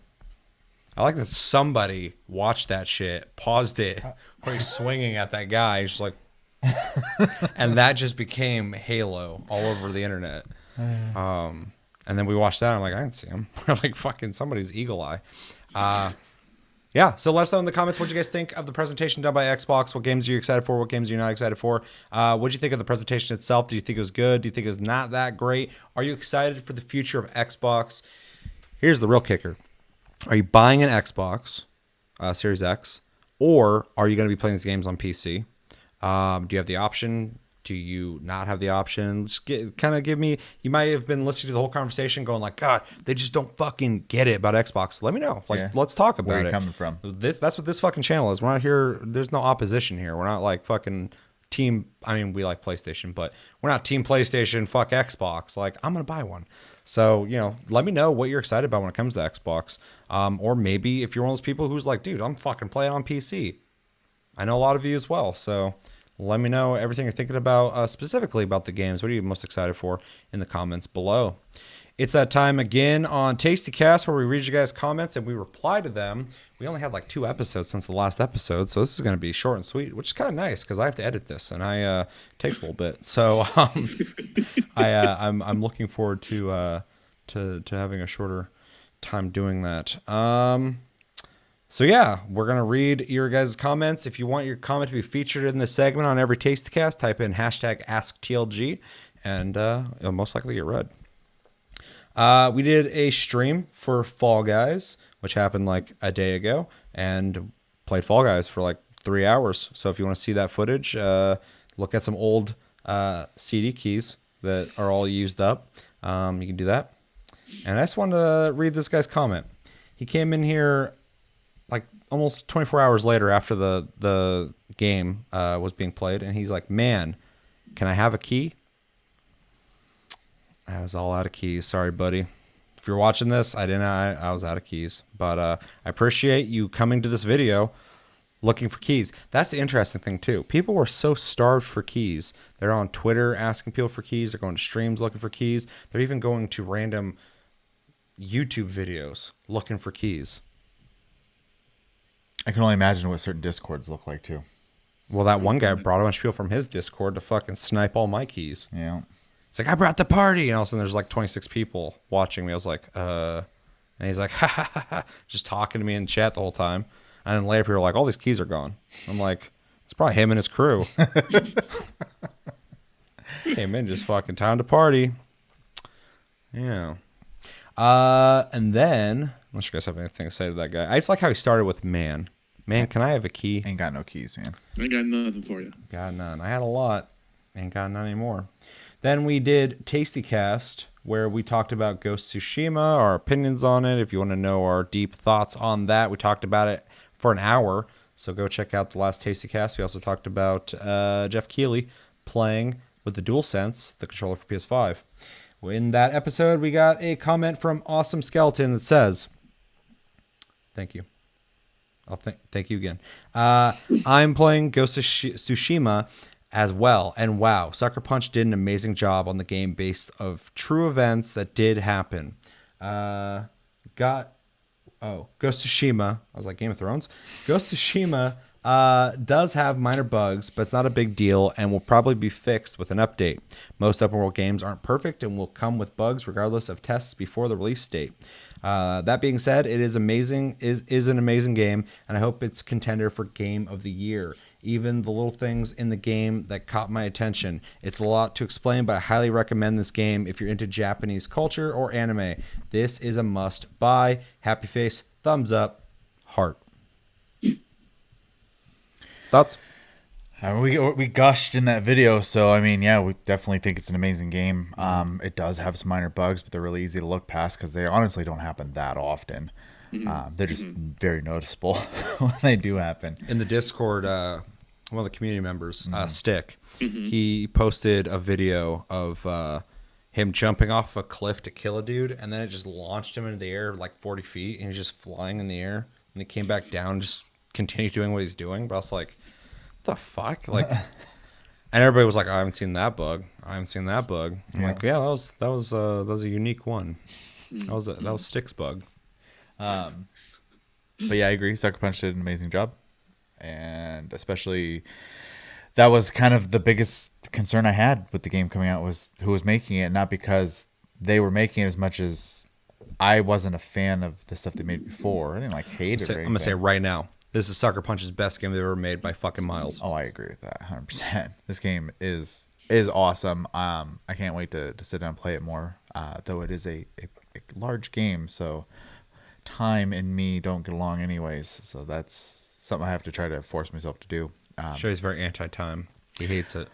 When I play an MMO, which is a very good way to lose time. Every second he feels he's aging forward, he's just fucking internally. Ah! And then time hurts him. I agree with the fan of Japanese culture aspect as well. That game is completely romanticizing it the whole time. So, American samurai movies, if you like those 2 movies ever made. Yeah, no, I agree. It is a fantastic game. It does have bugs, but open world games do. And they're not even game breaking. Like, I got stuck in between a rock, and my guy was just kind of floating, and his clothes are moving, and I could hear the wind sound that happens when you fall in the game too far and you die. It was going, and my guy was just floating there, and then I just teleported him out of there. I was like, okay. Like, and I've seen that in other games, but although, holy shit, if there, sometimes some rocks look like you can stand on them, but they don't. They just let you slide down to your doom, and the acceleration of that fall is fucking crazy. Because like as soon as you walk over, they start sliding, and then you start speeding up, and then you hear that, and you go on the ground, it just goes black, and you die, and then you just restart. But I'm like, Jesus Christ, why do you? Those rocks real good. Yeah, they're all fucking lubed up. As soon as you touch them, it's fucking. It's like stepping on a banana peel. And as for game of the year, it's definitely a contender. I don't know if it's going to be my game of the year, but it's probably going to be my top 3 or at least top 4 easily. So I could see other people prioritizing it as their game of the year or top 3 as well. It does have that quality. It does have that mental staying power of not forgetting it after you beat it. I haven't beaten it yet, but it's a game. It's a highlight of this year for sure. Also just has the fun factor. So, which a lot of AAA games don't have the same fun factor. I mean, literally, Naughty Dog was like, we don't like to say you're going to have fun in this game. It's not a fun game. I'm like, oh, okay. That's interesting. I mean, I'm having fun, but okay. It's just that gritty, huh? Just that dark. I'm supposed to just hate everything as I play it. That's what I'm looking for when I play a video game. And the Ghost of Tsushima's like, hey, you want to be a cool-ass fucking samurai? Hell yeah, I do. Yes, well, I do. You can play this, and you can do all the cool shit that you've seen in samurai movies and shit. All of it. Oh, cool. That's what I want. Yeah, well, you get it. Cool. Fucking dope. Chris? I haven't played it yet, but all games are going to have bugs in them. It's whether or not how frequently they appear and how game-breaking they are is what becomes an issue. So what you're telling me is you're gonna fucking pick this game as game of the year and you haven't fucking played it yet? I can do what I want. That's off me. That's fair. I'm not gonna argue that. You can, but the weight behind those words is gonna be real light. Listen, I do what I want.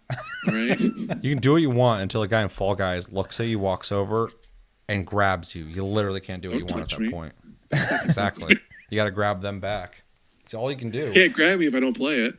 This is true. There needs to be a fucking slap button in that game. Someone grabs you, just go across their face, and they fucking have to. It'd be even better if it actually just didn't actually do anything. It just slap made them. the noise. Just start, because I would hate for it to be like game changing. Just start pawing at their face, and they're just grabbing you. Honda their ass. That would be amazing. Just because it would just add. Everybody would be doing it. Yeah. Everybody, as soon as the match starts, everybody's just grabbing and slapping and shit. And one guy would be like, "I'm gonna go," and he'd start running. Victory's mine. Like, he's leaving. Get him. Slap him. Bunch of little hands are coming at him. Get him. Grab him. He's like, don't make me slap you, man. I just want to win. The prize. We're talking about Ghost of Tsushima. Yeah. Well, we're talking about his comment, but yeah. Yeah. No, I agree with you though. And yeah. Anything else? Good comment. Thank you for the comment. And then we got Keith, who said, Seth, that shirt, ... Which I'm assuming he left off the rest of that sentence, which was supposed to say, looks fantastic. You look so good, Seth. But he didn't. He was very busy. For the record, I was wearing a very busy pink Hawaiian shirt. Where he lives, that should be normal. Guess not. Then Wade had to join in. He's fucking Seth. That shirt, ... Which, knowing Wade, would probably lead into a sentence about something being moist or hard or frothy. Or something that could be uncomfortable for people. They're just words. He's not being specific. That's the art of it. I said could be uncomfortable. So yeah, thank you for the comments. Thank you for the observation. And thank you, everybody who commented and watched the videos. And yeah, you guys got anything else you want to say before I wrap this up? It's been like 3 hours. I'm hungry. I was like, this is going to be one of the short episodes. Yeah, Never sure. is. Never happens. No. Well, that's going to do it for this episode of Tasty Cast. I believe it was episode 121 or 2, something like that. I don't remember. Do you guys? Did we even say? I think it's, oh yeah, I always say it. I think it was 122 of the Tasty Cast. As always, my memory's good for about 10 minutes, man. Thank you for watching. It's Tasty Cast episode 122. That's one of the first times I ever forgot that. I'm really fucking tired today. It's crazy. I went for that bike ride and just fucking killed me. And yet here I am, back from the dead. On that note, thank you for watching, as always. And like, subscribe, and blah, blah, blah. What do I even say? Tastecast, episode 122. As always, thank you for watching. Make sure to like, subscribe, enjoy this episode. Make sure to check out our other episodes. Check us out on Tumblr, Twitter, Facebook, and TikTok at Tasty Loot Gaming. Check out our streams. Links down below. You can watch us all over the fucking place except for Mixer. That shit's dead. Almost as dead as me earlier. You can listen to us on iTunes, Spotify, and other podcast platforms. If you prefer to listen to us, we have a Discord. Also, you can talk to us anytime, all the time. The link is right below us. Yeah, we have a Patreon too. You can support the channel further than liking, commenting, sharing, and all that stuff. It's appreciated. We got a new patron. We should probably start putting those on the screen. Thank you for that. It's very much appreciated. It's very appreciated. The gesture, regardless of the amount, is amazing. Thank you. And yeah, and thank you for watching. My name's Seth. I'm Chevy. And I'm Chris. Until the next episode, where hopefully I'm a little more awake. Have a good one, guys, and take it easy.